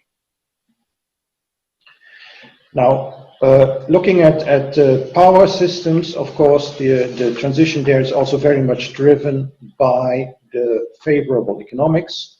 We have seen very significant cost reductions for renewable power in recent years. So our latest assessment from June this year showed these numbers shown here on this slide. And we expect that the cost reductions will continue in coming years. And of course, that makes then the case for renewables based on economic grounds. Now, looking forward, we need much more renewable power worldwide. We need to grow from, in the case of wind, to around 5,000 gigawatts from around 500 gigawatts today. We think that Asia will be the prime market, both for onshore wind, shown on the left here, and for offshore wind, shown on the right. Of course, in East Asia, China is the largest market, but we think that there are also interesting opportunities and important opportunities in Korea and in Japan. And looking at the economics, the levelized cost of electricity, you see that the prices are not that different from other world regions. So that also speaks then for the economic case. And for solar, it's even more remarkable. We think that the bulk of the solar potential is in Asia, notably in East Asia. And again, the levelized cost of electricity is still slightly higher than the global average, but it's converging. So now moving to the industry sector. Each year we issue our global renewables outlook. The last one was in April. That shows transition pathways. For the first time, we've looked at a deep decarbonization pathway towards net zero or even zero CO2 emissions in the 2050-2060 context. And then when you do that type of analysis, it becomes very clear that industry and transport, specific parts of transport, are the hard to decarbonize sectors, and finding solutions there is something that many people are currently looking at. We find that technically it is feasible. The economics still needs some improvement to go to these deep decarbonization pathways. We are currently looking at that in more detail as part of our Reaching Zero report that will be issued end of August. And in that context, we looked specifically at a number of industry sectors. So the energy-intensive industries account for about 2/3 of global industrial energy use and CO2 emissions, and then we're talking about iron and steel, chemicals and petrochemicals, cement, aluminium, and a few other energy-intensive materials. Now, these are also very relevant in a Korean context, because the Korean economy is remarkably energy-intensive, and that is especially because you have a very strong industry sector, and where especially also the energy-intensive industries are important. If you look at the energy use breakdown, if you include also the feedstock and blast furnaces and coke ovens, etc., then iron and steel industry accounts for around a quarter. Chemical and petrochemical industry accounts for half of energy use in manufacturing industry in Korea. So these two are really critical. And looking at the volumes of production, then so you see that also reflected. Korea is a large producer of cement with more than 50 million tons. Also a large producer of steel, and especially primary steel from basic oxygen furnaces, so from iron ore, and also has a very strong petrochemical sector with a lot of production of plastics and other types of petrochemical products. So if you want to consider net zero CO2 emissions in Korea, you have to look at what can be done in these industry sectors, and especially iron and steel and chemical and petrochemical. Now, there are a number of solutions that can be applied in industry. Of course, throughout energy efficiency is important, throughout the electrification of processes in combination with clean electricity supply, notably renewables, can be important. But we see also some new emerging solutions, such as the use of green hydrogen from renewable power, such as the use of biomass feedstocks, and such as a much more wide deployment of circular economy concepts to reduce the energy demand in these industries. This transition is urgent because the capital stock turnover rates in these industry sectors are quite long, in the order of many decades. So if you want to have net zero emissions by 2050, you need to start now. So What we see as solutions is shown here in pie charts. I mean, these are global numbers. You really have to look into the national specifics to see what it means in a national context. But you see that both for iron and steel, and for chemicals and petrochemicals, and for cement and lime, we see the use of renewable electricity, energy efficiency in combination with circular economy, the use of hydrogen and other types of synthetic fuels produced from clean electricity, notably renewable electricity, and the use of CO2 capture and storage as essential components. But the shares may somewhat vary depending on the national conditions. So across all the end-use sectors, including industry, we think that electrification is very important. That includes direct electrification, so where you replace fossil fuel use in industrial processes with electricity use. It also includes replacement of processes with the use of green hydrogen. For example, in iron making, there's an interesting opportunity to replace coal and coke with the use of hydrogen for the production of direct reduced iron, but also in some of the chemical industry processes such as ammonia production and methanol production. There are opportunities to shift from fossil fuels to the use of green hydrogen. And we think that overall a 50% electrification rate on a global scale should be feasible by 2050. So that's really an important strategy. Now, hydrogen can be produced in many ways. There are roughly three main categories today. We have mainly gray hydrogen produced from fossil fuels with important CO2 emissions.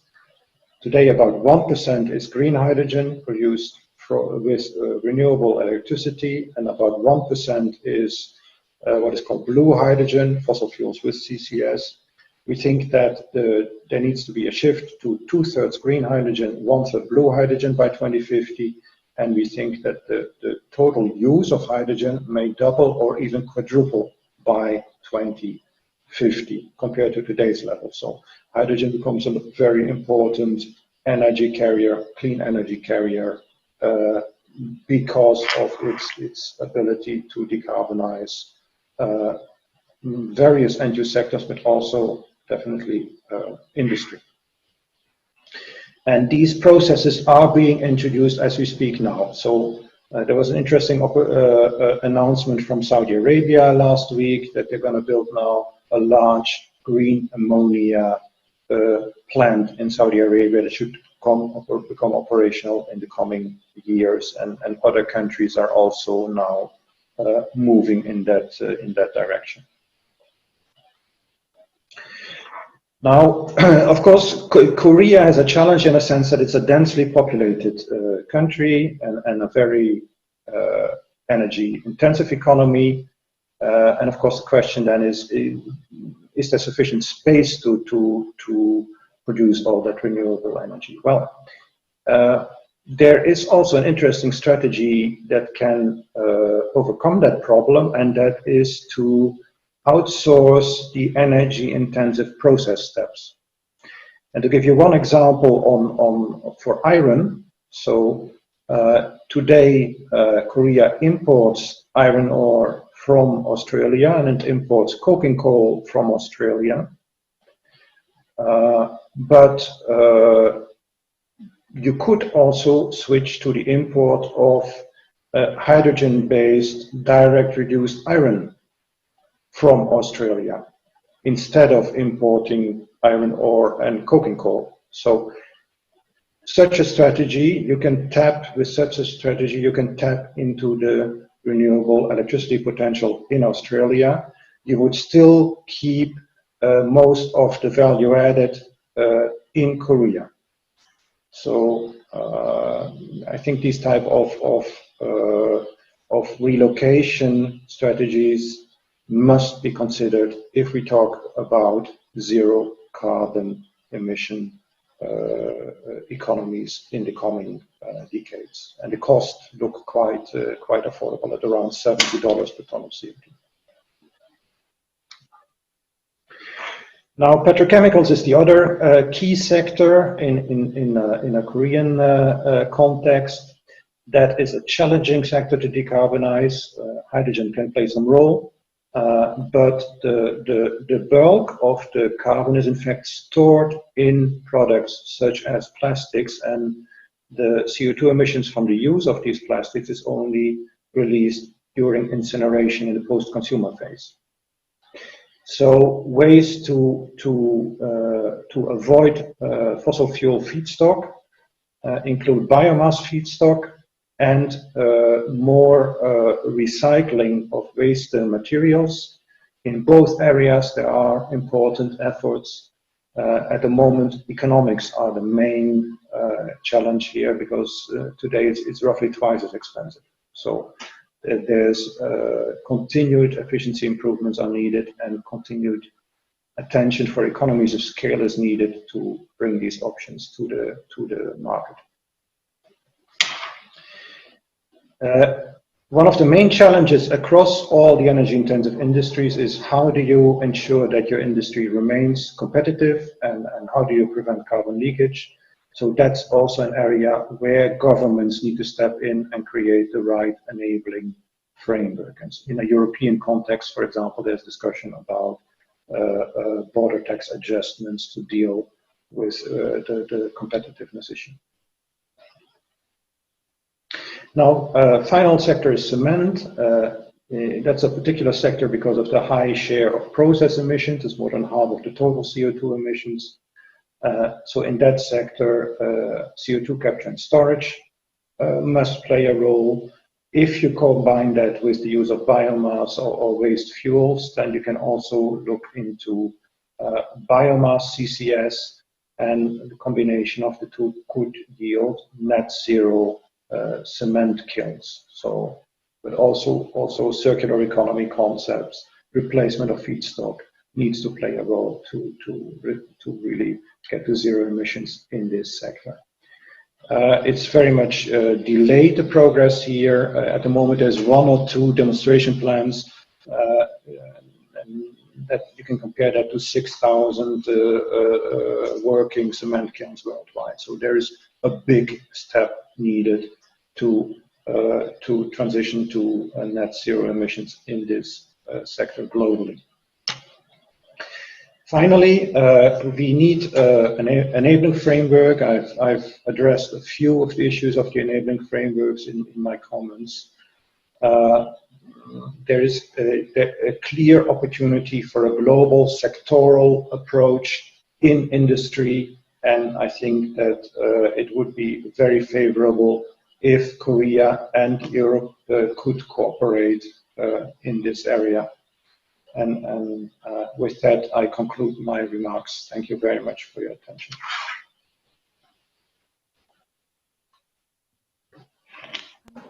Yes, thank you very much. We have had presentations from 4 speakers. There are about 4 questions on these presentations that have been delivered. Now, the participants, if you have not uploaded your questions, please type them in. Now, there are 2 approved questions here.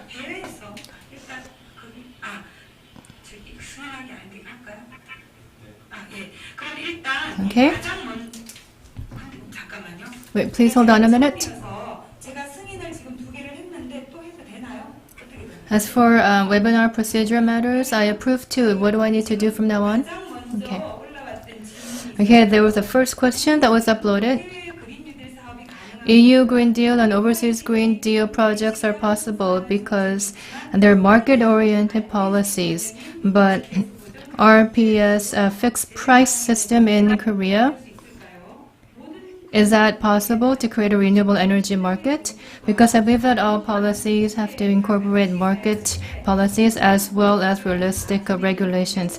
Currently in Korea, both are not working in sync at the moment. So would it work? Is it workable in Korea? Mr. Lim, would you like to answer the question? Yes, I understand where you're coming from. There's an RPS for the supply of renewable energy in Korea, and if you want to implement the RPS, that would make financing difficult in reality. But RPS, it began with financial institutions being motivated or incentivized to enter into the renewable sector. Now, there is an example overseas. In the UK, for example, they began with FIT,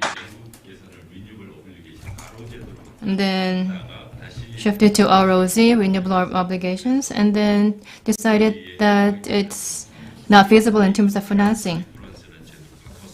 So they switched it today to contract for difference, CFD. So you have the lowest price and the highest price. So there's a floor and a ceiling to enable more viable financing. So as you pointed out, the current renewable energy policies in Korea are not adequate for financing flows. So we need to strengthen or make more efficient the financing portion as part of the larger policy scheme. So we can't do all at once. So I think we should focus on the EU Green Deal investment plan as a reference, as a starter. About 1 trillion euros is going into Invest Euro. It's like a guarantee fund. So if that has been formed, I think the Green Deal projects could be carried out without any risk of potential loss or any skepticism. So on this question, would an expert in Europe offer any advice or insight on policies related to financing, how policies can go in tandem with financing?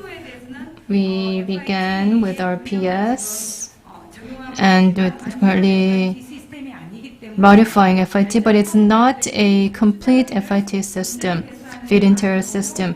So stakeholders, investors are not being able to recover fully their investment. So with regard to policies and its linkage with financing, if you have any insight you'd like to share with us, we greatly appreciate that.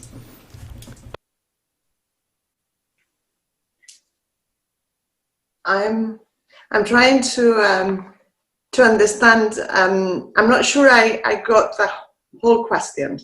I think the question was to what extent, what sort of policies should the EU put in place in order to ensure that investors can recuperate their investment, right? That there are enough returns. Is that the question? I think I'm speaking now from my from a perspective of an asset manager. I think that the story that green investments were not sufficiently profitable, it's a story of the past.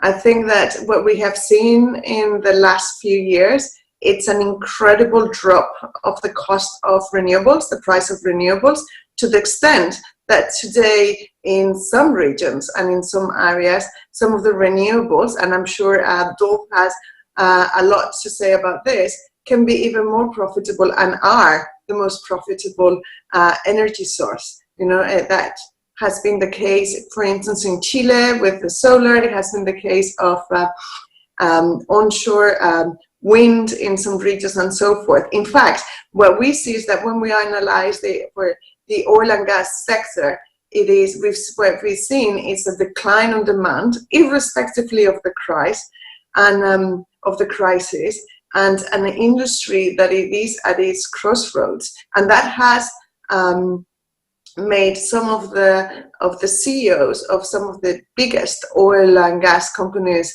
in the world saying that the future is not one of oil and gas, it's one of electricity. What we need to do is to transform our business models into energy companies. And what we expect as investors is those companies to start, with some are really doing, diversifying their portfolios and start investing not only in renewables, but in some of areas around electrification. So I think that from my perspective, yes, maybe some low carbon technologies are not profitable. I think there is a big question mark about the economics on CCS today.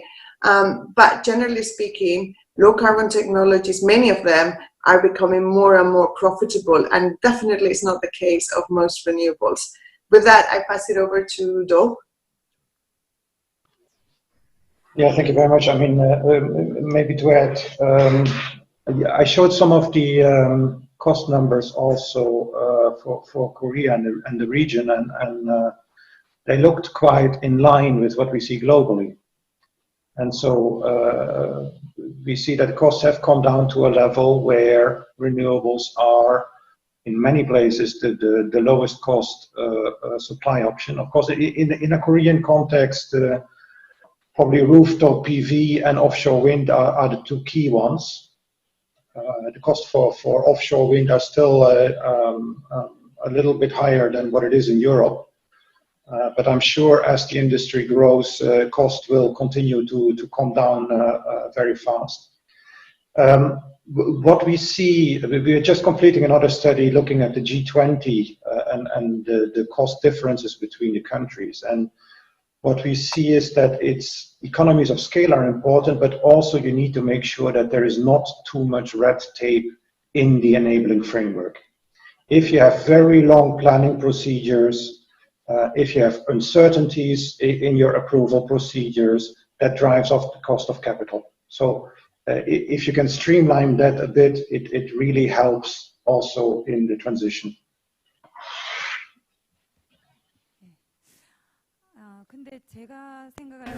Yes, in my view, I think Korea still has a lot of ground to cover compared to Europe.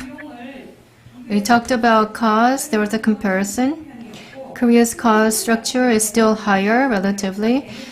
Electricity bills and energy tax systems have yet to reach the level of Europe. So when it comes to cost issues, even with the generation cost of renewable energies fall, we have still ways to cover for grid parity. So we need improvement in legal systems and also electricity tariff system reform, and energy tax systems should also be revised because at present they're very different from the systems in Europe. So without addressing these issues, I think our pathway could be quite challenging.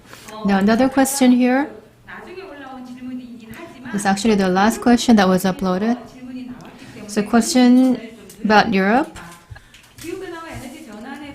With regard to climate change and energy transition, we agree that we need public consensus and public interest on those topics. But in Korea, the 2050 net zero, I'm not sure if all Koreans are showing active interest on the topic and have faith in their feasibility.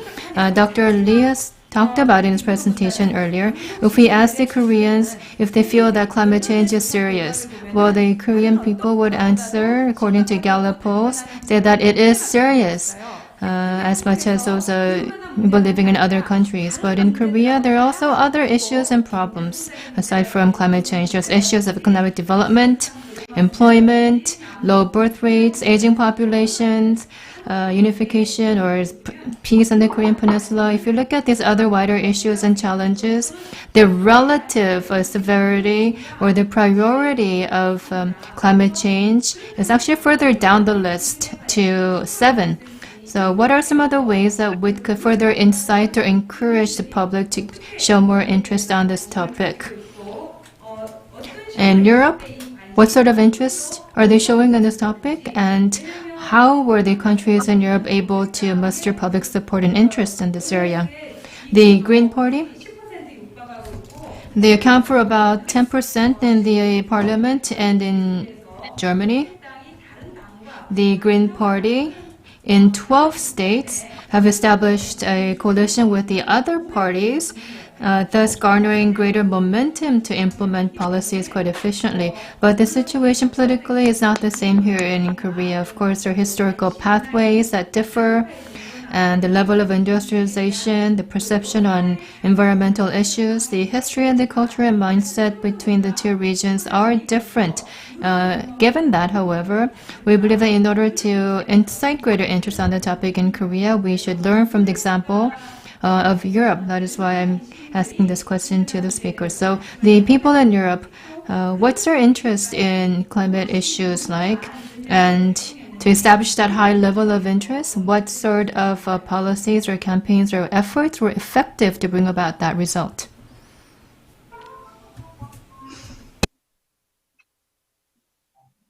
Shall I start? I think that I would mention a couple of things, and please take into account that I am not a policymaker and I don't represent any government. So I'm a private, I represent a private institution, so an investment fund.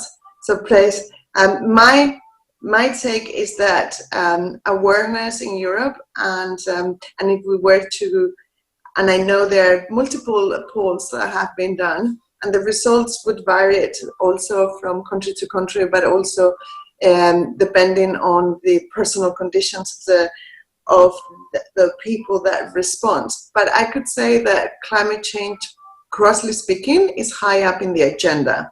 Now, I think the crisis, the context, the current context that we're experiencing, it is going to be a very good test to see to what extent we've been successful in linking, in really sending three key messages that for me are very important to transmit. The first one is that climate change is first and foremost a social issue. What we're talking here about, it is about the impact on the health of human beings and on the potential of our livelihoods. What it is at risk is our own livelihoods and our own economic system. So we're not talking about an environmental issue isolated. This is not something that the tree huggers, keep pushing. This is about the future of our economy.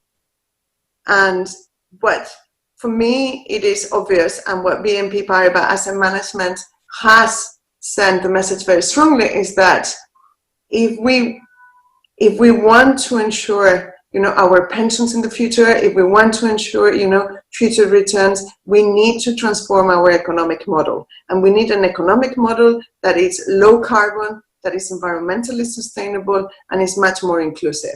And other than that, what we are going to hinder, first and foremost, is our economy and then our livelihoods. I think that, once again, the crisis has portrayed to what extent we're not ready. I said it before about resilience. The COVID has been proved, it's not me saying it, but many scientists, the links of the current pandemic with biodiversity loss, with deforestation.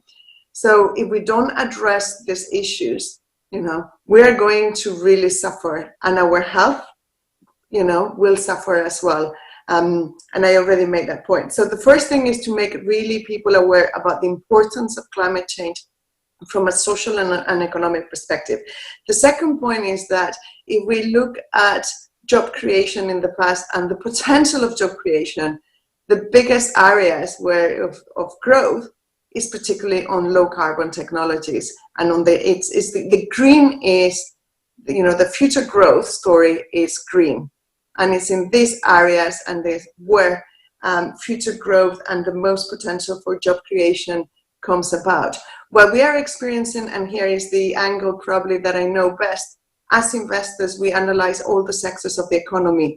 What you see today is that whether we talk about the oil and gas sector, the electric utilities, automobiles, aviation, these are sectors that are at the crossroads. And if those sectors do not transform itself, the companies within those sectors don't transform themselves, we're going to see many of these companies, seriously suffering. I used to be a pharma analyst years ago, and for me, sometimes when I see these companies, I see the pharmaceutical industry 10 years ago, when it refused to accept, the transformation into biologics and continue with the current model. And most of the biggest pharmas not only had to restructure themselves, very rapidly when they had no more, room for maneuver, but it came with a big social cost. So what we're asking the companies within the different sectors is, please start transitioning. Yeah, please take into account also the social impact in your transitions. We have 30 years to achieve carbon neutrality. In less than 10, we need to reduce 50% of productions. We no longer have, what we need now is major transformation. And I think that these messages need to be sent to the population. They need to make the link between their future, jobs, their pensions with the transition. Thank you.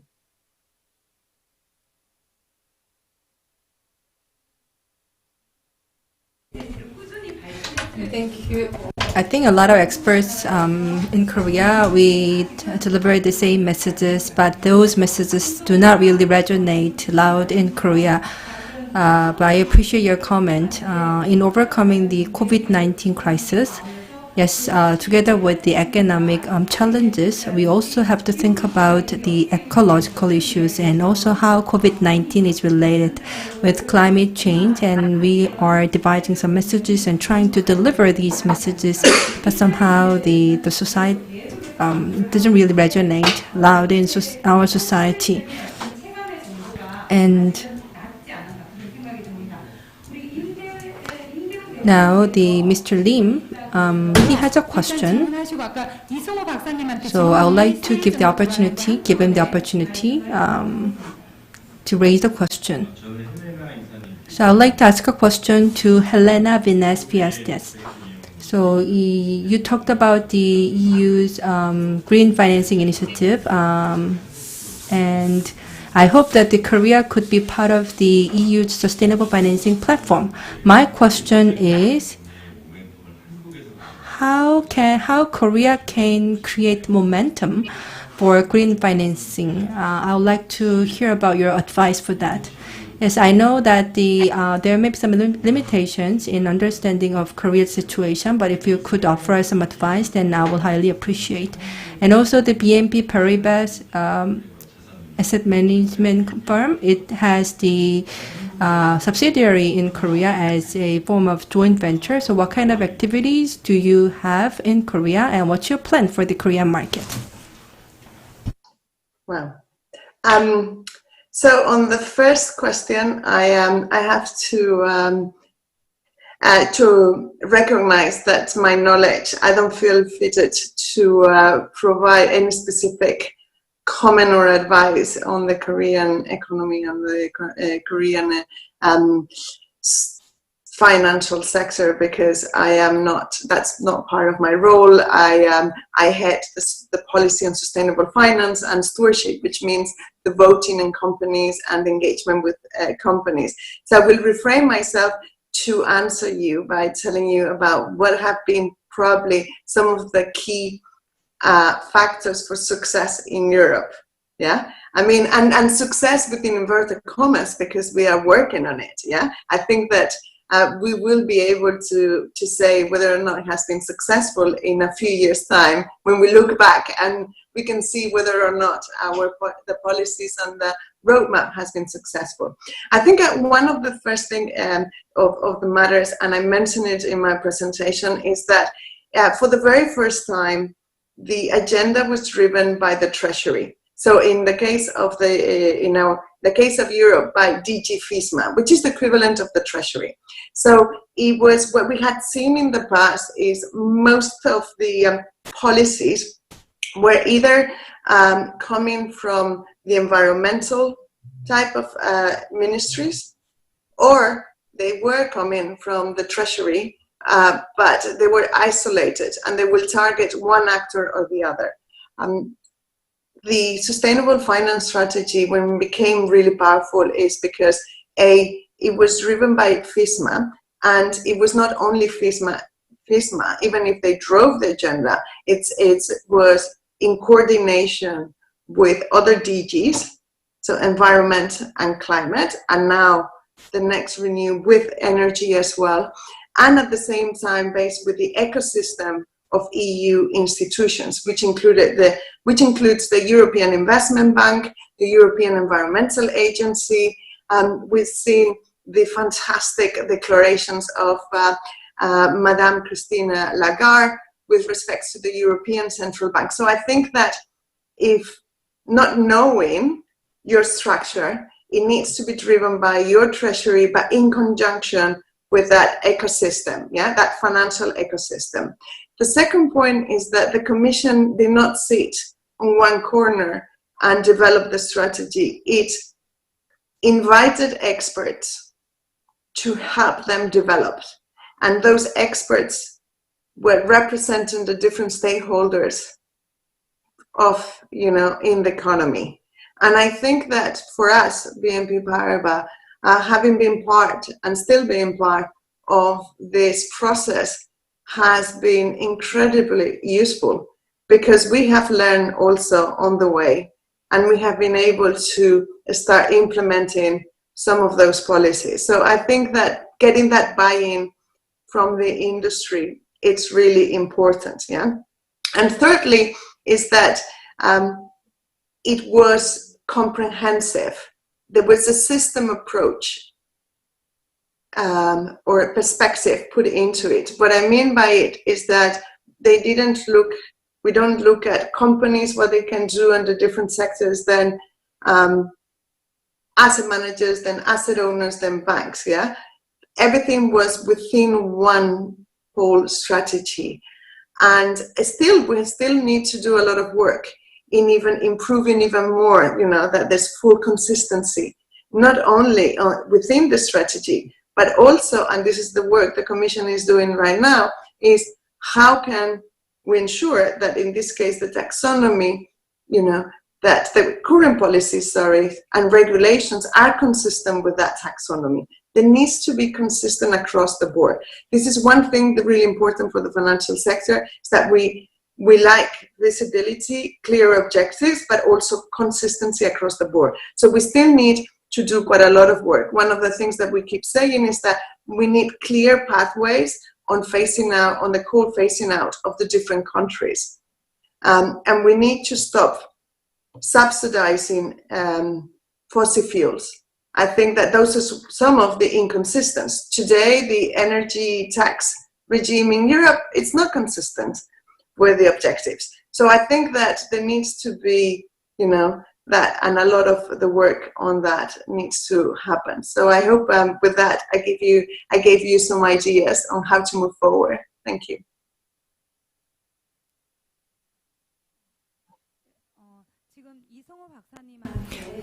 There's a question directed to Dr. Lee. There are 3 questions. The 300 gigawatt or PV and wind power generation, is that really feasible? It was addressed in the presentation before that we have very small territory. How is this possible? And second, the Basic Act on Green Growth is actually not an act, but actually an enforcement decree. Says that there's a commitment to achieve 30%, but that actually not part of that enforcement decree. Well, anyway, that was a commitment in 2009, but it has been cancelled in a in-camera meeting. 710 million tons of greenhouse gases are being emitted. Now, given this Korean situation and the small territory that we have, would the renewable energy generation be possible? And the other question has to do with nuclear. What are some of the pros and cons of nuclear power generation? What are the advantages and what are the disadvantages associated with nuclear power generation? If you look at government statistics, well, just the largest scale. It's not the largest scale. The largest scale in the primary energy is oil, and as generating feedstock is coal. Previously, nuclear accounted for 30%, but now that's gone down to some level. So given that position of nuclear power generation in Korea, what are its benefits and disadvantages? And compared to coal, green hydrogen will become competitive by what time frame? Yes, thank you for the enlightening questions. The 300 gigawatt PV, well, this is my idea.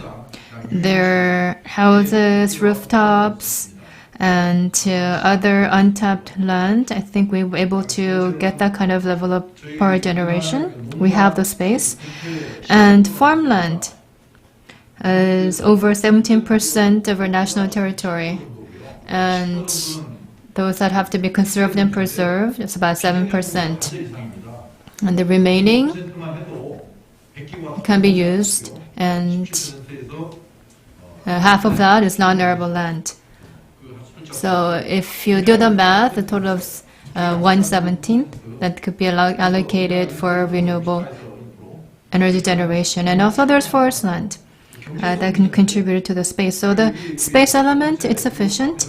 The other side of the coin is economic viability. You mentioned earlier in Europe the rates for wind power generation and PV by 9.1 cents, and all of these numbers, if you crunch in the numbers, you get the total price. In Korea, it's quite high. You have the land cost, the approval process, and other administrative costs associated with this, just hiking up the overall price level. And second, the electricity cost compared to the average of OECD is a mere 60%. The traditional electricity power bill is only 60% of the countries in Europe. That is why the wind or PV, renewable energy generation, relatively seems more expensive and less economically viable compared to the current electric generation method. That is why, as a result, the 300 gigawatt is possible both in terms of available space and pricing. Well, as for nuclear power plants, I believe that they've done their role in the past. The issue is that spent fuel rods require a lot of labor and cost, resources to deal with them. So it is not a cheap energy source. The net unit cost of nuclear energy is about 121 higher in Japan and Europe and other countries. Ours is about 61. So Korea's nuclear generation cost is unusually low.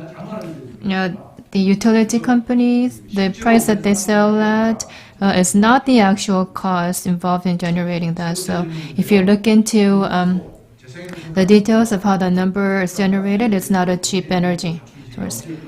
And you mentioned when renewable energy will become competitive. Well, I say globally on average about 30 years. In order to attain this goal, the price or cost of renewable energy has to be much cheaper. The price has to go down below 5 cents or even free. And if you make hydrogen with renewable energy, you need hydrolysis technology. The level of technology has to be heightened, and also the overall associated cost has to go down. But given the current pace of technology, I see that this will be possible, say, after 2030. The total cost involved in investing in hydro generation and the hydrogen generation efficiency with renewable energy and renewable energy costs being close to zero will make hydrogen an economically viable resource compared to the current coal and other fossil fuel sources.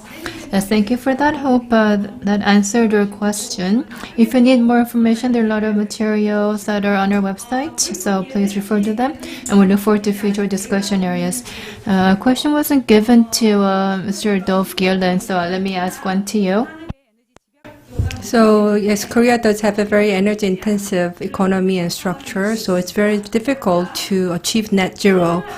But as for the steel making, you talked about the outsourcing of some of the energy intensive processes, especially you also talked about the renewable energy based hydrogen or direct reduced iron, and you said that it's technically feasible, but I think that the economics is the matter, is the problem.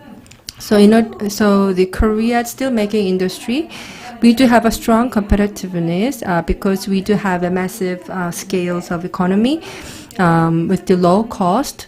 So if we could adopt these environment-friendly solutions, do you still think that the Korean steelmaking industry can survive and remain competitive? That was my question.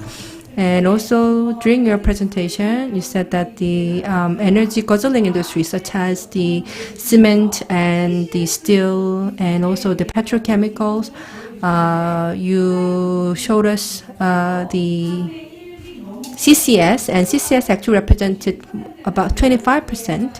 And also in petrochemicals, you see that the CCS represent more than 50%, which is pretty high. And it's about, yes, it's related with the process, so I think carbon capture could be possible. But when it comes to storage, without any kind of carbon leakage, how can we ensure the long-term storage? And again, I think this will be led to the economic issue. So I would like to hear about your views on this. And also, you said that yes, Korea does have some disadvantages in achieving the net zero emission, especially as Korea is a divided country. You see that the election tends to be driven by political sectors, and also we do have a transmission network issue. So in Europe, the transmission pipes are linked to each other, and therefore it's pretty easy to exchange or sell and buy electricity. But in Korea, we do have a very severe limitation, especially the grid operation for transmission network. And if renewable energies are used without risking the blackout, how can we operate the grid smoothly without curtailment? So we do have very severe concerns on that. So can you also talk about this? Thank you. Okay, that's quite a few of questions. I'll try to answer them. The first question about the economics, the economic feasibility of an energy transition in energy-intensive industries, notably in iron and steel. So I mean, you have to look at the national conditions. What is the best emission abatement option? For iron and steel, you have basically two main strategies. Either you do CO2 capture and storage, but the feasibility of that, of course, depends on the local availability of a storage reservoir. Then the other option is to use clean energy, and notably the use of hydrogen is receiving a lot of attention. The hydrogen, the green hydrogen production costs depend very much on the cost of the renewable electricity. So it makes only sense if you talk about renewable electricity cost of 2 cents or less. That is today feasible in certain countries. So there are projects in the Middle East, quite a lot of projects below 2 cents per kilowatt hour. And in Australia, you could produce renewable electricity at the same price. Now, of course, renewable electricity in Korea would be more expensive. So there's a trade-off. You can produce green hydrogen in Korea, but the cost will be high. Or you do it in Australia and you ship green hydrogen, or you process the iron ore in Australia. We think that taking that first energy-intensive step abroad is a more economically feasible strategy. And according to our calculations, around 2030, you can do it for around $70 per ton of CO2. So it's not, we're not talking hundreds of dollars of CO2. It looks economically feasible. The main value added in steel making is not in the making of iron. it's downstream in making the final steel products for the car industry, etc. So, and it is feasible to split these two steps and just outsource this energy-intensive step. In terms of the what is feasible in Korea, so you really have to look at the national conditions and said, I mean, most of the numbers I presented were more global numbers, but looking at the economic structure of Korea, it's very striking how important the energy-intensive industry is in a Korean context. It's in economic structure much closer to China than to Europe, and that is maybe also something you need to think about if this is the right direction for your economy.